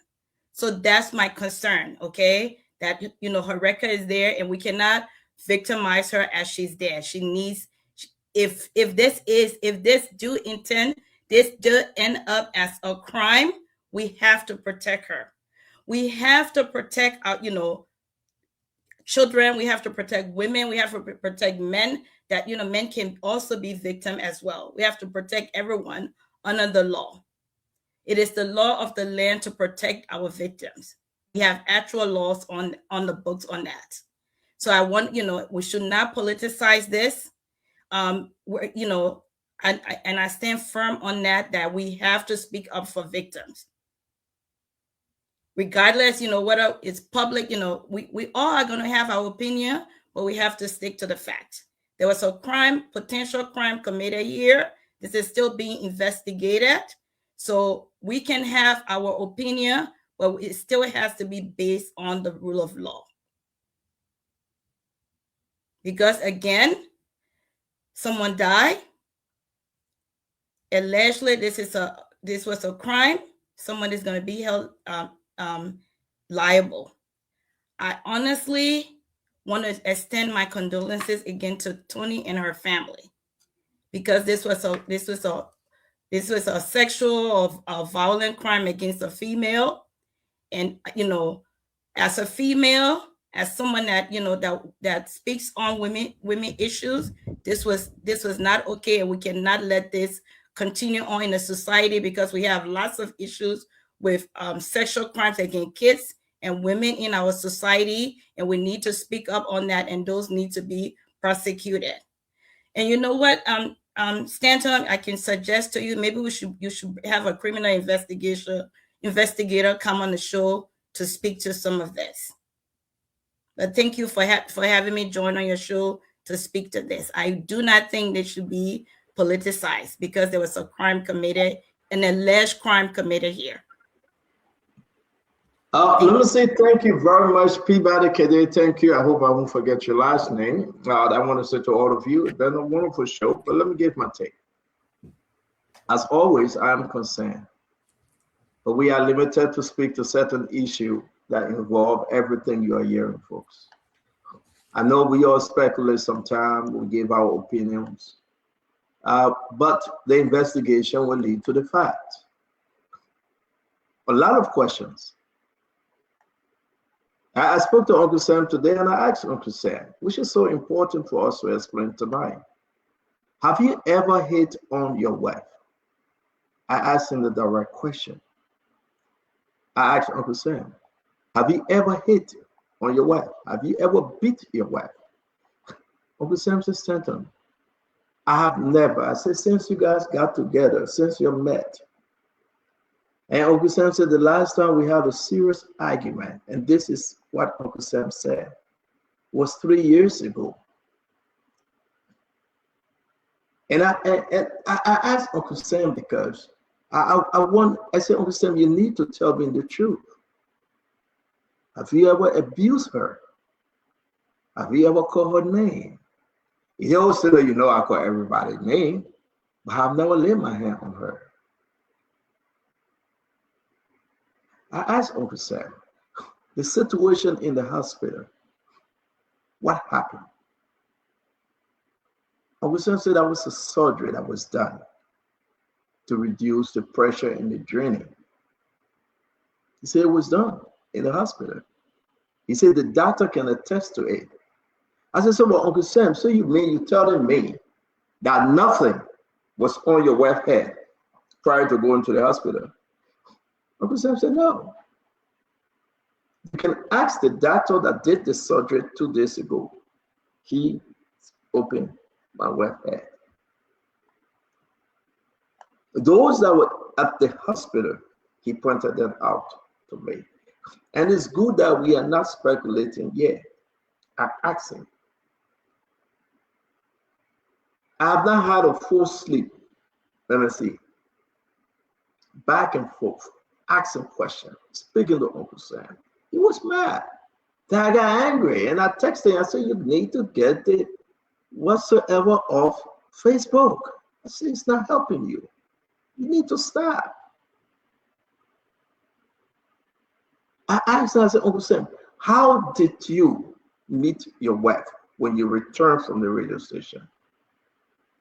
Uncle Sam said, when I returned from the radio station, I had the security, 2 of them, and another person on the porch. I passed them, the room door was locked.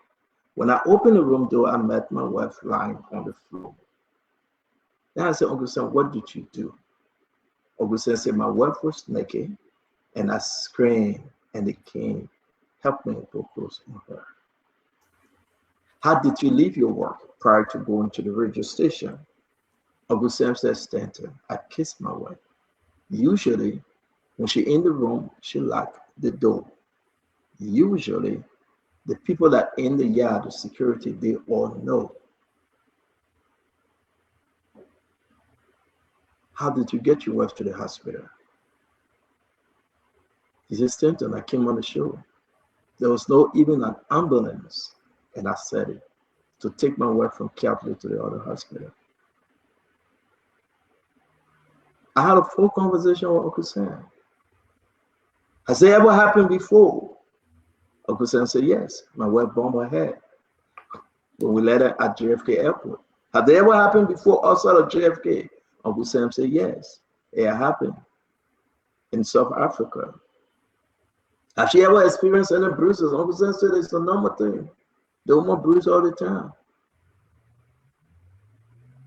I said, have you reported? Have you taken picture? Oh, then he said something which is very important. He said, Stanton, because my wife get bruised, I'm gonna go take picture every time she get bruised on her body. So I said, how you feeling? He said, I'm feeling good. I will explain. I got all the document, all the medical record, and I will explain. So I asked him, I said, why were you mad when the police arrived at your place? Uncle Sam said, because my wife just died. And under that condition, here come police ask me a question. But yes, the cash. And I reminded Uncle Sam, you receive a call from Gregory Coleman telling you that they needed to ask you a question. Can you come to the office, to the Liberian National Police? You said it. You told Gregory, I can't come. Gregory said, can I send somebody? You agreed. So why couldn't you handle it differently? And Uncle Sam, that took George, and that's what you said. It was so right. He was in the moment.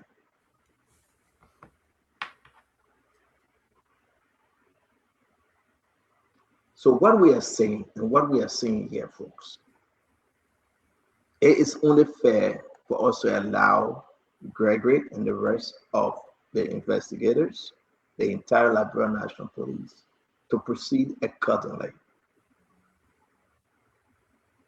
Is the bruises on the skin consistent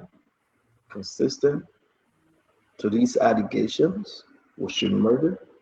So now we get an understanding that people say, yeah, he hit the woman bust her hair open. No, the hair open was the work of the doctor, like Uncle Sam said. Maybe the doctor will speak.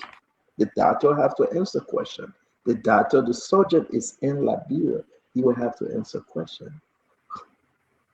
Is that bruises consistent with seizures that you fall? You hit your head, or maybe ain't no blood thinner that can cause some bruises on your body? That's the investigation. So we will wait. And these investigators, they are very smart people. These lawyers are smart people. They will ask the necessary question. Now somebody saying there's something to me about what Uncle Sam Fram wrote. I don't think I want to buy into it. If it is part of the investigation, that's fine. Like somebody say, I wish and we pray he would have reported long since these abuses when he was informed. The problem today told him what been her life. 8, she was beaten to death. So why I close here? It's a lot to the story. We have a lot of information, but we will wait. Like Gregory himself will explain to the nation as the investigation continues. I do not, and I will not go ahead to say more, and I will remain calm because we know Uncle Sam. And thank God he have refrained from using social media like he did the last 2 days. Thank God he have listened. Thank God. Because a lot of good people were praying for him. But he took the taste out of the folks' mouth, the way in which he was coming back at them. And I don't think he put politics into this. It shouldn't be anything close to politics. May God bless the Jackson family. May also rest in peace, and may the investigation continue. I have hope in the Liberia National Police. I believe Gregory Coleman that he will do a decent job, he and his team, and they are doing a better job. And I think Uncle Sam is resolved. He will provide those evidence from South Africa, the text message that he sent to Tony's mom, the pictures when it was taken, who took those pictures, and everything will be investigated. But the law The alleged text messages from Miss Tony to the Embassy of South Africa. Unfortunately, Exactly. you all did interrupted me, so I want to add that there. No, we didn't interrupt you. You always leave some for tomorrow. Okay. Those things, those text messages, those are text messages that must be found in her phone. I like when you say these are alleged text messages. But one thing I can assure all Liberians, Gregory Coleman is very mindful. If we beat on him for something, trust me, we will. But what is happening is very, very careful. He's very mindful because it's about other country, right? He want to do this. He want to cross all his T's and dot all his I's, right? Then, if Uncle Sam have to go to court, it will not be like the Capitol building situation. It will not be like other cases in the past. They will be very careful, very measured, and they will find a reason if they have to charge Uncle Sam. Or if they have to exonerate Uncle Sam, they must come up with a good reason. So to all of you out there, to our fellow Liberian, hold on. Do not rush to judgment. We know we are in our feelings. We know it's all sentimental. But I will say to you, whether it's Women Month, a Girls Month, whatever it is, gender-based issue, they beat on her, man, it's bad. But we will resolve, we will hold on to ourselves, and we allow the law be the law. So we leave this with you. Rest assured, tomorrow we'll be having a couple of women coming. What's her name? Victoria Kwekwe coming with other women on the show tomorrow, and we'll discuss this issue about the whole gender violence issue. We'll discuss whether it's the month to discuss it. So we invite you to join us. The one who have to say. When you see something, say something. We backing you. When you see something, say something. Do not allow any man to beat on you. Don't do it. You don't have to be there.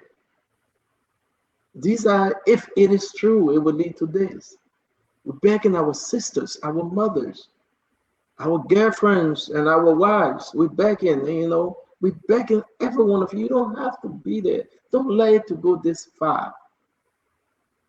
And we hope that you will listen. Before we go real quick, we got this video updated. Liberia Immigration Services member in Sierra Leone with so many drugs. The Liberian Immigration Grand Cape My Commando. Take a look.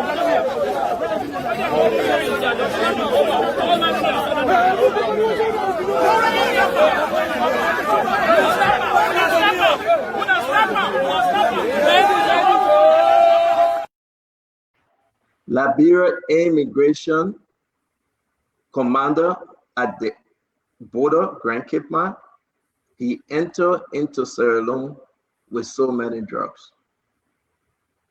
They arrested him. As you can see, he entered into Sierra Leone. He's the immigration commander at the border. He entered into Sierra Leone with a lot of drugs on him. So the Sierra Leone people arrested him, right? He's the immigration commander. His name is Randy Tuwe.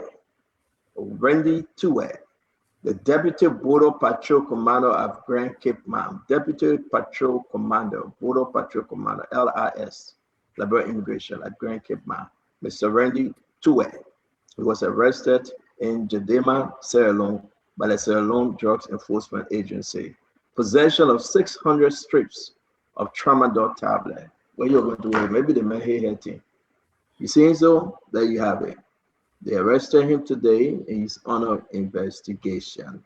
This is the Liberia Immigration. These are the tramadol the man carrying into Sierra Leone, as you can see. These are the tramadol. So, Kev, please tell your people in Sierra Leone to investigate accordingly, please. These are the tramadol.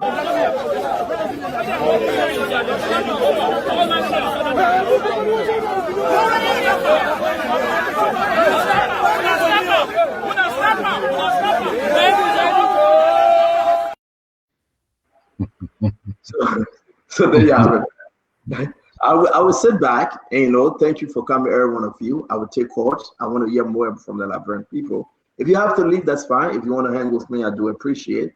But we do appreciate you. We have come, but let's open the phone line now to hear from our Liberian people. What you say? We're finna say our own. Mama C, say hi to my dear friend, your husband, and hope to talk to him again. Bye. Thank you, Brown C. Yes. I want to say to all of you, it's good to have you. I believe Nelson is Jacob. Are you in studio, Jacob? You saw what's different today, though. The background is not like. I went to the studio, but you are taking calls. So and Nelson was in control, so I couldn't. Oh, so you home now? Yeah. So I had. Okay. So no calabash to that. I mean, we money I'm sorry, Chief. We're morning. You're right. We're morning. We're morning, Chief. I'm sorry. Sorry for that. We're morning. Your name and where you joining us from? Yeah, your name? Where are you joining us from? Yes, sir. My name is Jerry Tarway. How you doing? Jerry, talk to us. Yeah, okay. Skinton, look, I like your conclusion a while ago. I like it a while ago. I like exactly what you said. We need to just hold on, exercise patience, and let the facts unfold. But having said that, I mean, something Conakry also said. I mean, Uncle Sam is a little bit temperamental. I mean, who lost his wife, close lost one like that loved one, and become the way he has exhibited behaviors? You need to control himself. And the way he has acted since this thing unfolded raised a lot of eyebrows. So I just hope that at least you were able to talk to him too, to this from Facebook, and let the investigation unfold. Another thing I also want to stress is that if let's take another call, my man. You take all the time. All right, okay. We'll bring you back on to tomorrow. Thank you. Your name and where you joining us from, my friend? Your name and where you joining us from? My name is A.B. Carlin. I'm calling from Minnesota. A.B., talk to us. Hey, listen, sister. My thing is, yeah, like you said, you talked to Sam Jackson about his, comment, giving interview. I think that's the right thing you did. He should stop, especially when he make those statements. He talked about jealousy and he talked about extreme jealousy. Those kind of words can get you in big, big trouble. He has to be careful. I mean, we understand that this thing can go, in so many ways, so many directions. But we hope that the police do a good job and come up with the findings so that at least everybody will be satisfied. Thank you. We're going to take this one. Then we'll go to Nelson. We have not heard from the people in Liberia. Your name and where you joining us from? Minnesota. Yes, sir. Okay. Second, I have a couple of issues. But my first issue has to do with the police guy that Sam Jackson said that they killed his father. And then, Stanton, do you really know what it takes for somebody to say, we kill your father and you in army, you standing there. The person said it in your presence, we kill your father. And you do nothing about it? That man should be getting a medal of peace. Yeah. He should be getting a medal of peace. Because if I were the one that said that, that would be the last word you would ever say. That's one. Thank you very much. We will not encourage the violence, and we passed that. Nelson, let's hear you. Do you have calls coming in, Nelson? We're not hearing you, Nelson. Can you unmute, please? Okay, yeah, so we have calls here. Let's take this person. Hello. Hello, you're live. Let's hear you. Michael, please go ahead. Let's hear you quickly, sir. Thank you so much. For the PV family, I say I'm a sympathetic on the similar family. Call Gayete. Okay. What is what you are doing? What you bring someone? I want other people calling. Wo ni other people that you will be doing. Okay. So, but I say to say go or you know the party where you will be doing it. Thank you. You go to the land to play with the ball. Thank God so much my school family. Why you do the west? And we know who do the evil to the PV family. Thank you so much, Mr. School. Thank you for your input. Hello. Nelson? Yeah, hello. How you doing, sir? Yeah, I'm okay. It's good to have you. Let's hear you. My name is Mike Escalade, GSA Rural Community. All right.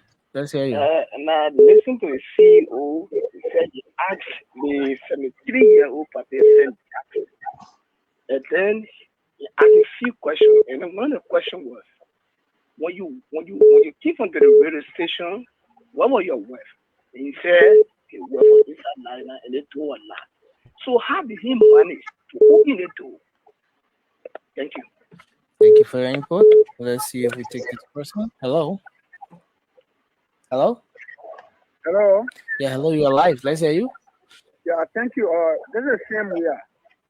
Joining you from a long time yesterday. Yeah, go ahead, please. Let's hear you. Let me first of all express my condolences to the bereaved family. I think the lady who have come to Liberia and then marry our father, our brother. So I think it's a great loss. The issue of politics, we not put the issue of politics into the match. But sometimes too, we have to call on the national police. Now saying it's beyond bad because it is being elected. So we hope and pray that it will be somebody from the other side too, that person will be beyond bad. Thank you. It happened to a lady that was raped, and the police said there was no probable cause to charge the individual for free. So same is beyond bad, we are watching. It shouldn't be same because it's from the other side. Although it's not the issue of politics, but when it comes to these issues, I think the fair judgment should be done. Thank you. Thank you for your input. Hello. Hello. Hello, you're live. Let's hear you. Hey, listen. Good evening. Please go ahead. Yeah. Look. Pat Jackson, I mean, he's been doing a whole lot in this country. And people been using Liberia economy. And he knows fully well, he never made any disclaimer that he's now an economist. He's been doing a whole lot out of the coup and a whole lot he been doing. He dreamed a whole lot. As an age dream, I mean, following little children, and you want to beat on the poor child? Let's move ahead, Nelson. Those are allegations that not proven. Let's move ahead. We got to pay attention, Nelson. Yeah, hello. Yeah, hello, you're live. Let's hear you. Yeah, I'm calling for justice. Yeah, go ahead. Let's hear you. Someone asked a question.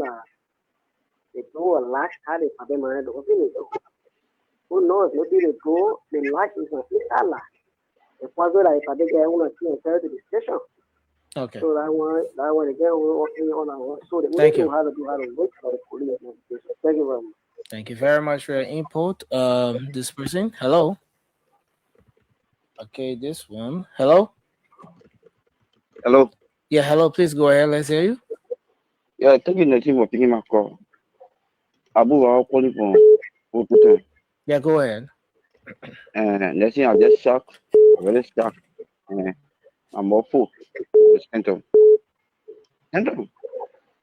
Now you know, like, choose your word carefully. I say you will not prevent the investigation. You're not talking the investigation. It will take time. So, but settle. And all of things happen in the past. You don't have an investigation. You bullet people on your platform. You insult on your platform. You call them names. That's a pastor, man. Who has to my platform? That's a pastor. Let's go to the next caller. You're not ready. Hello, your name and where you calling from? Let's hear you. Good evening. I'm Mark L. Johnson. I do call from District Matimbe Precise. Mark, please go ahead quickly. Please go ahead. Let's hear you. Okay. Today we seeing the police taking a drastic action on Mr. Sam Jackson, who of course that he going through a bereavement. He going through the period of a bereavement. Mm-hmm. There was a period of time that we do see the police honor our law of first-degree felony that they happen within a rape of a minister. Brian McGill, the police did not did immediate arrest, never detain Brian McGill. But today we are seeing Sam Jackson, which of course from the opposition, being detained behind bars when he's going through the state of bereavement. We want to say to Gregor Common, you got to be very, very much careful in which. Thank you very much for your input. Thank you. Hello?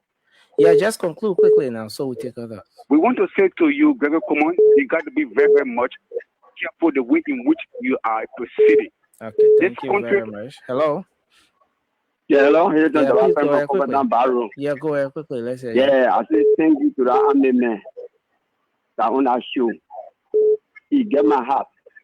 You see, two men on our show, all when they talking, they're the first thing. They say, I think with our other story, they come on using scope and where would they use scope before? Not talking, yeah, I to say, somebody question show. Take time to talk. No kind of people can bring problem. They don't want to bring up for a woman. Thank you very much. Hello. Your name and where you joining us from? Yeah, look, Nelson, I call from GSL. Your name? Yes, look, for me, I will urge the government and the police to do a great job because the lady that was married by Samuel Jackson married was South African. And the people of South Africa, they will not let their child to come to another country and be mourned in that way. And people, the opposition want to protect that person because he's part of the opposition. So he will marry somebody from South Africa, kill the person, and they want to protect that person. So the government needs to investigate. Thank you very much. This person, hello. Yeah, hello. Please go ahead. The minister did that. They call him professionally. So no one will take the bush. You must be talking here. And I'm the power city. The minister never say, yeah. So no one can call it. The next part of the witness of what else we show. Thank you for your input, Marco. We appreciate you. Hello. Hello. Yes, you're live. Let's hear you. Yeah, I'm JT. Calling from Patrick. Yeah, please go ahead quickly. Something I want to know. According to the police director, they don't have charges yet for Sam Jackson, but they are detained to the police station. So it seems like there was Jackson. You don't have charges for the person. Instead of you allowing him to go home, allow protect him from home so that he can escape. But then you keep him in the police station like they're going against the man's right. Thank you. But is that right though? They're not going against the man's right. And it looks like we gotta say this repeatedly. It's normal, it's good, it's fair. That's the right thing. The Labrador National Police can hold you for 48 hours. They're not going against this right. There's no allegation that Uncle Sam messed with small girls. Somebody call on that one. Guys, I will encourage every one of you. Thank you for listening, though. Let's just allow Gregory Coleman and the Labrador National Police to proceed with their investigation. That's the best thing. That's the best thing. You know, they may never be 100%, but they are on the right path. So we say to all of you, tomorrow we'll be having Victoria Kukwe, the former ANC artist, ANC member, coming on with other women to discuss the issue about gender-based, and we'll be discussing other issues in the country as well. A lot of stuff happening. The price of fuel, I think gas went up. Is that gas or fuel? Something of that, right, Jacob? Jacob? Both of them went up. Oh, okay. I'm trying to take only one, but you said that both. Yeah, it's also gone up, and we are like, I went to one or two gas stations today that was very, very bad. One of it was closed, so yeah. So people standing online now for fuel and gas? Yeah, there was a long line at Connect Rehab. I passed there because I was up Marshall today, came back, passed there. It was a long line. Wow. Did you take picture? Did you take picture?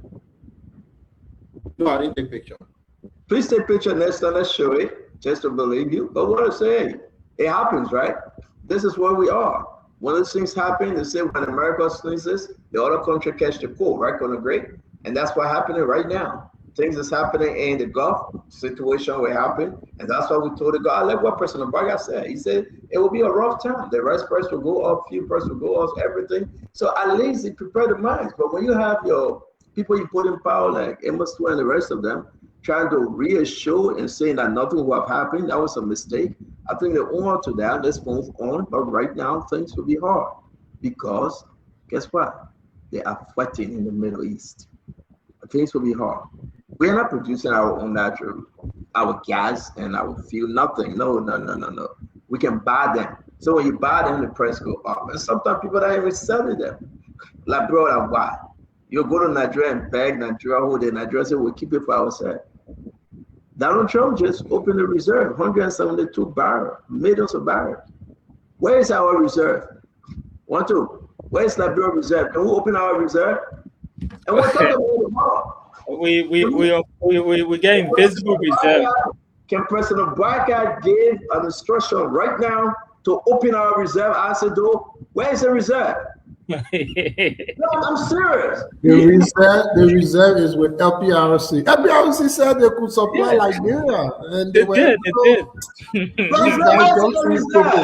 Mostato, I've always said one thing. I beg you, answer too. Let me ask the people, right? We'll continue with the Uncle Sam story tomorrow, guys. Thank you for participating.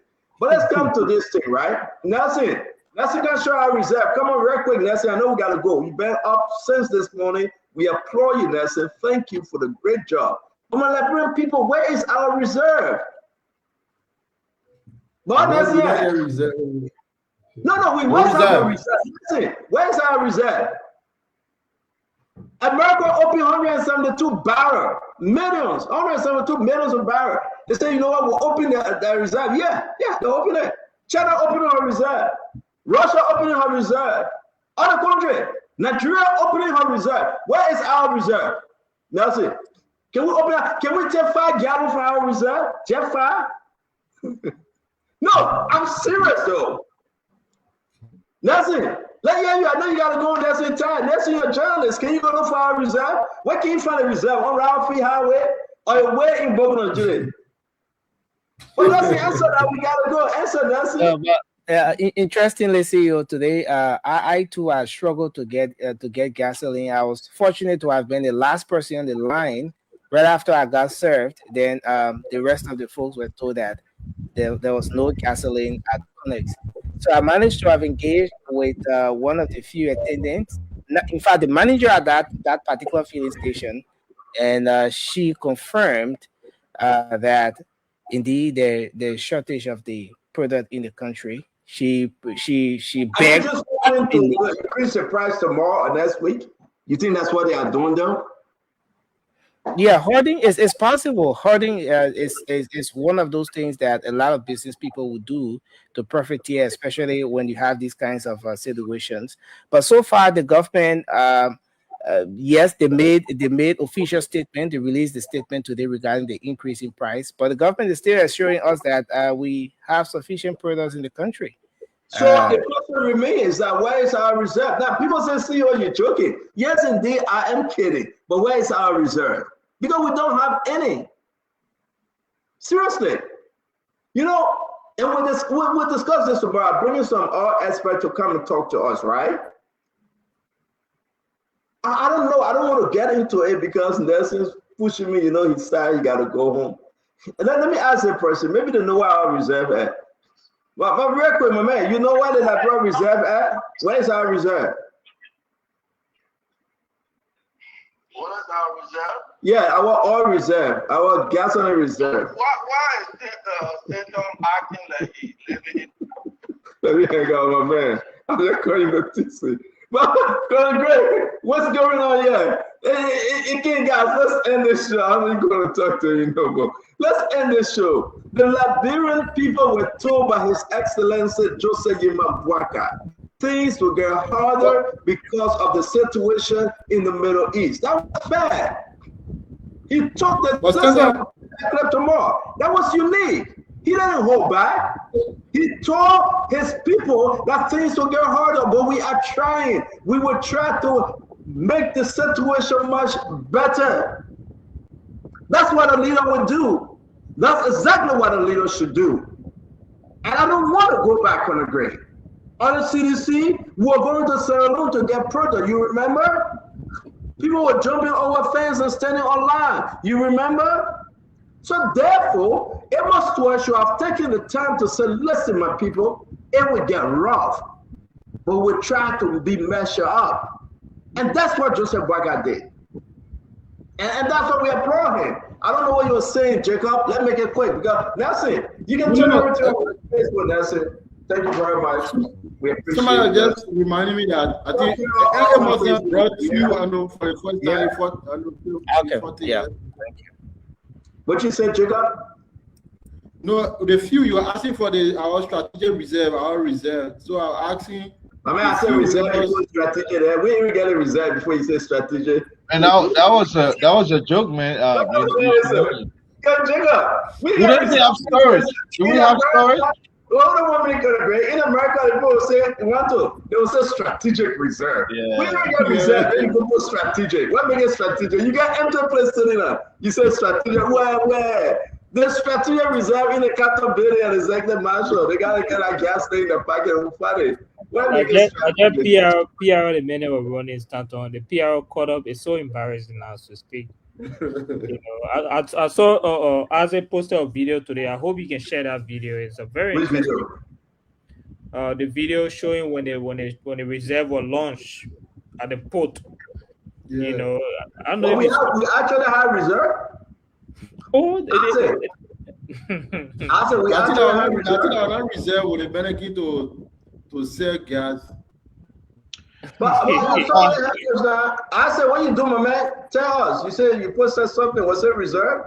Please share the video you posted. It's a very nice video. You get a video, man. Darius Go posted it, and I took it from there. It was when these boys were playing their propaganda, and we always made them to understand that you cannot use propaganda to run an economy. Not possible.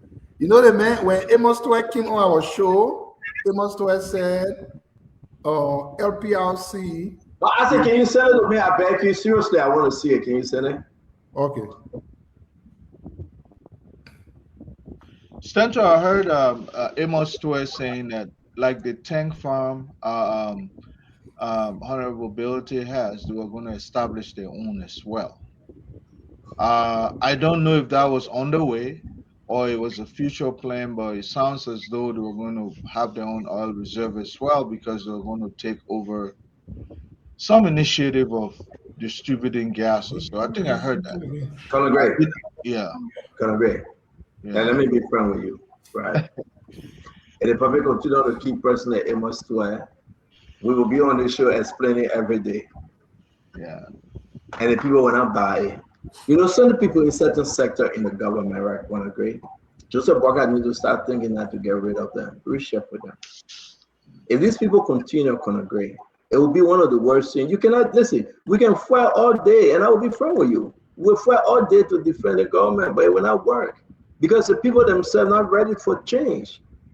I've been serious. The people themselves are not ready for change, and that's where we are today. If the people have vision, it will help Joseph Yima Boakai build a good government, help the Liberian people. But where there is no vision, the nation perish, the people perish, and that's what we're seeing. So I want to say to everybody, we can laugh and joke. President Boakai means well, but his folks that should be implementing this thing. When you come in and say nothing can change, and you know this is a global stuff, you get Shiko, honey, iced tea. You get nothing. Then you can say nothing can change. You make the other people laugh at us. And that's the problem we have today. So I want to encourage all of you, my man. I don't like listening to them because they are, you know, it's getting worse every day. You know, they think this is a game. So one may ask, well, have Amos ever worked at LPRC?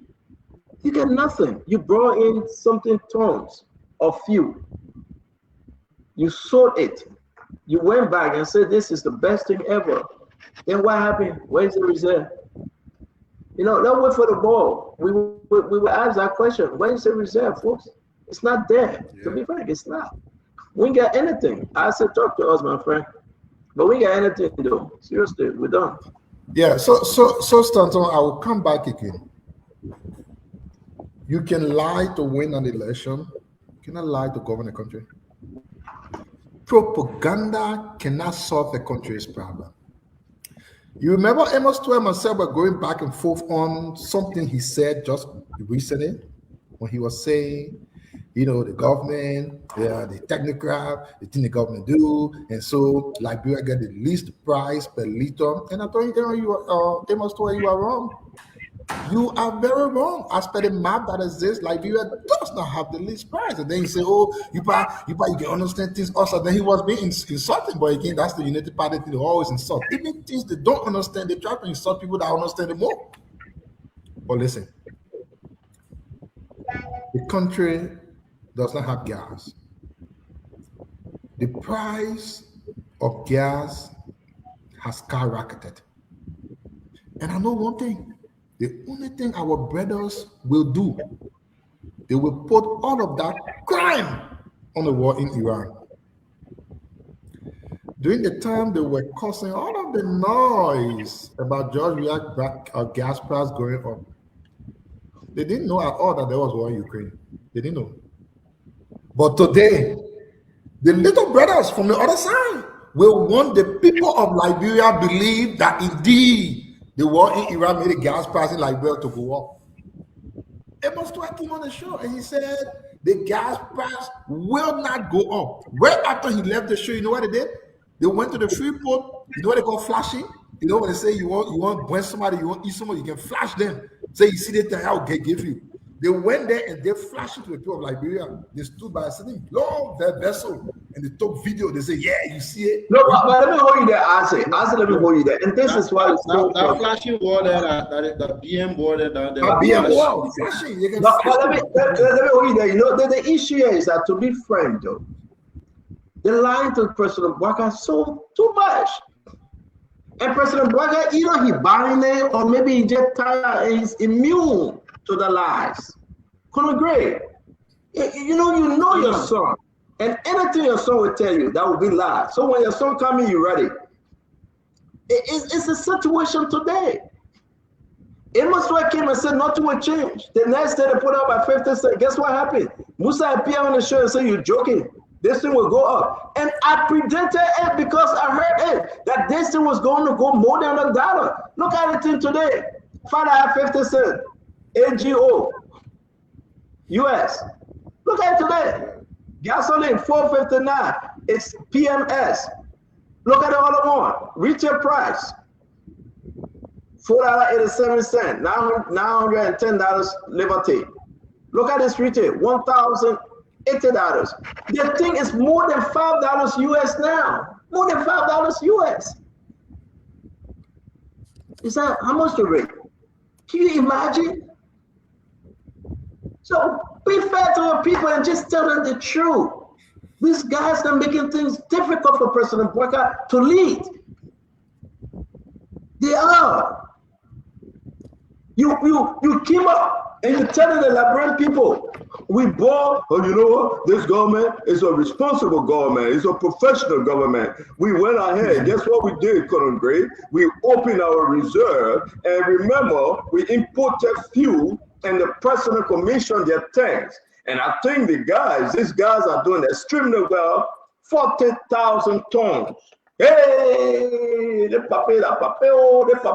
But you forget to tell him, after you pay the people you take the fuel from, Emma Twain eat their own. They're not being fair with Joseph Boubacar government because people there just want to eat and talk rubbish. It's bad. Listen, if you sit down with President Boubacar, he means well. They're understanding. But the other thing behind it, we don't know. That's on done, so not done. And I think that's what they're destroying the Omen program. Look at agriculture. Yeah. You put people in there that are destroying the program. Now we're on the emergency fuel, and the price of rice is going to go up, and flour is going to go up, and cassava is going to go up, and sugar will go up, and cement will go up. Everything going up. Because you know what? That's settled. It's the machine. I mean, you clean something in the back, Jacob Jala or one of you guys. That settle is the machine that still the engine. Is that lubricant that make things to run. So once it going up, everything will go up. And so I said to you, man, the guys ain't got to be serious. They giving Joseph Boubacar hard time. They are. They giving for small money, for 50,000 here, 10,000 there, 30,000 there. They're giving Joseph Boubacar hard time. They're fighting over peanuts. Yeah, the minister, the director traveled to Nigeria. He engaged his counterpart. They gave him 40 metric tons of fuel. And we were paid by then. We go to President Boubacar and say, Papa, you know, we pay the one here, we do the one, the other one, we keep it, and we come back. Still no, maybe we'll go through. I saw somewhere, I think the cabinet, the president has concerns over how much money has been spent on foreign travels over the past period. I think we can go to the report. I can tell you right now, the money that has been spent in past, the president shouldn't ask for it. We got most of the documents that Gafan signed and Brahma Kamara signed. Money that they collected 2-3 times on one trip alone. You want to open it? Let's talk it. No, I can't do it. If I do it now, most of those trips after 2-3 years, most of those trips are celebrating. Most of those trips are proving to be very meaningless trips. That's a good conversation also to include tomorrow. I think it's. We include tomorrow, but can you imagine that these guys would go on trip every day with their girlfriends, and they would go on trip with their boyfriends, and they would sleep in a luxurious hotel, and they would eat food, and they were refusing to come home. They would take DSA 2-3 times and take this, and then lie on it. And guess what happened? When the guys don't want to leave Liberia stress, they say they go on a program. They formulate their own program. You know that, Colonel Greg, you know that? They formulate their own program. They call one foreign minister and say, I come to see you. I want to the expertise of want to know the farm program. They formulate a program. They will formulate all the thing. All the user program, he said no more. It's not UN program no more, it's a European program. They go all around the European nation and say, you know what, we'll formulate a program. Now they turn to the Arab war. You know, I gotta go meet my Arab counterpart in Dubai. Dubai is on fire. We gotta go to UAE. UAE, where are you going now? Because all the people that are in war, the airport is shut down. You guys are mad. So the thing is, we gotta go Morocco, we gotta go Ghana. They're creating their own program because they want to go hang out on a vacation with the girlfriend and the boyfriend. So they're creating their own program. We know them. We got pictures of them. They want to go out to hang out with the girlfriends and boyfriend, so they create their own program. So when they're putting a girlfriend in there as secretary, first secretary, second secretary, and traveling with them, you know how many of them go on China? They go on honeymoon. They go to China, they go enjoy themselves, they come back, they go buy the business, but yet instead of take DSA, they are giving President Bouaga hard time. But the puppet too, he gotta forget about their pa and grand uncle and uncle thing and fire people. That's too much about my pa, my uncle, Uncle Joe, Uncle. You know Uncle Joe, Papa, the country gotta move forward. Leave this tradition and Uncle Joe thing. And now guess what happened? Where is the reserve?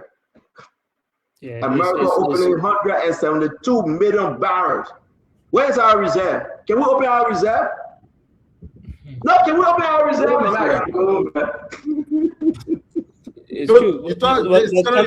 Just as you said, the next price that will increase is the rice price from commerce.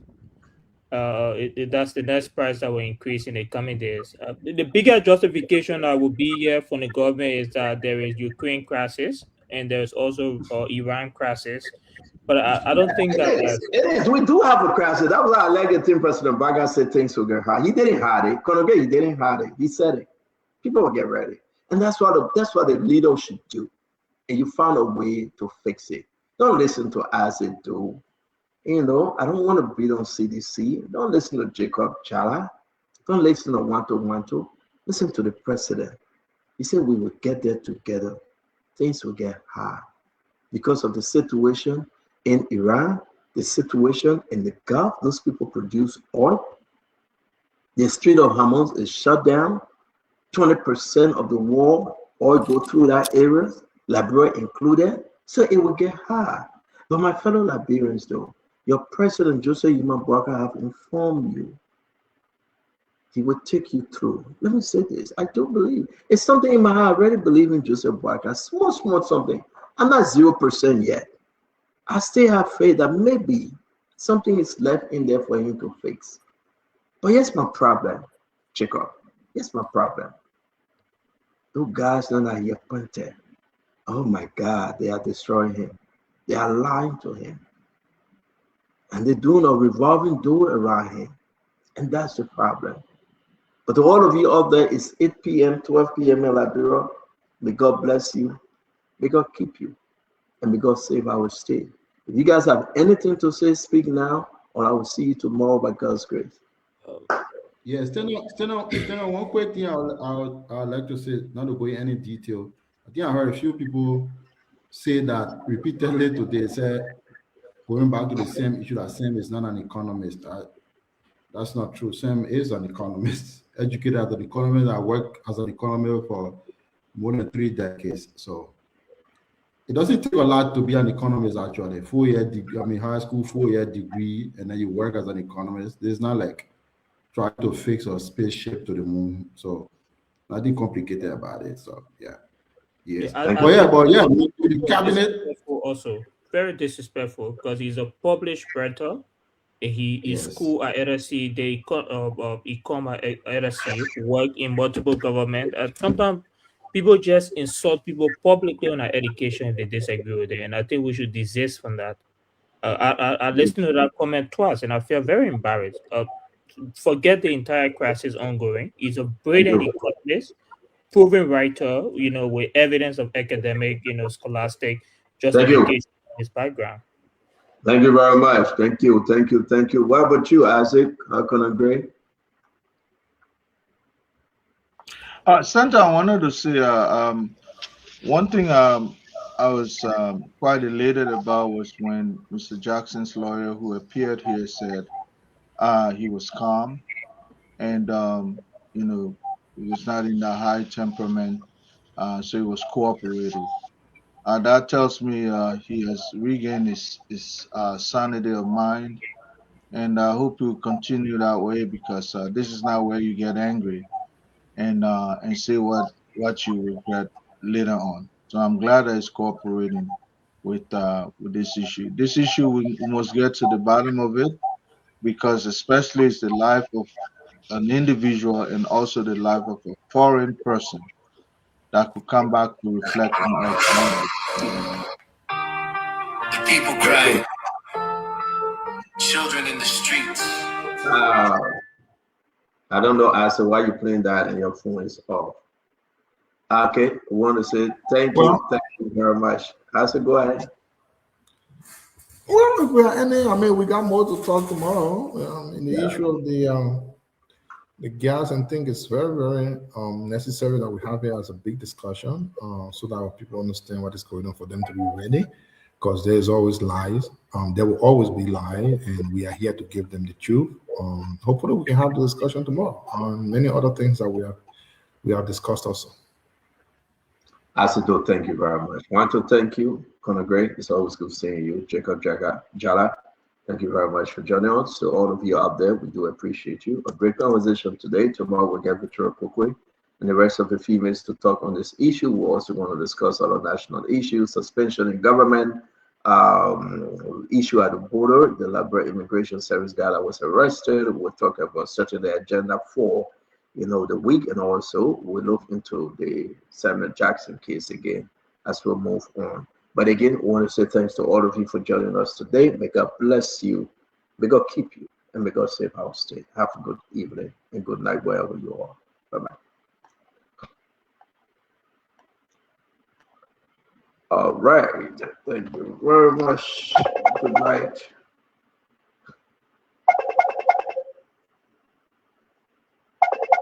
Have a good night. We gotta go.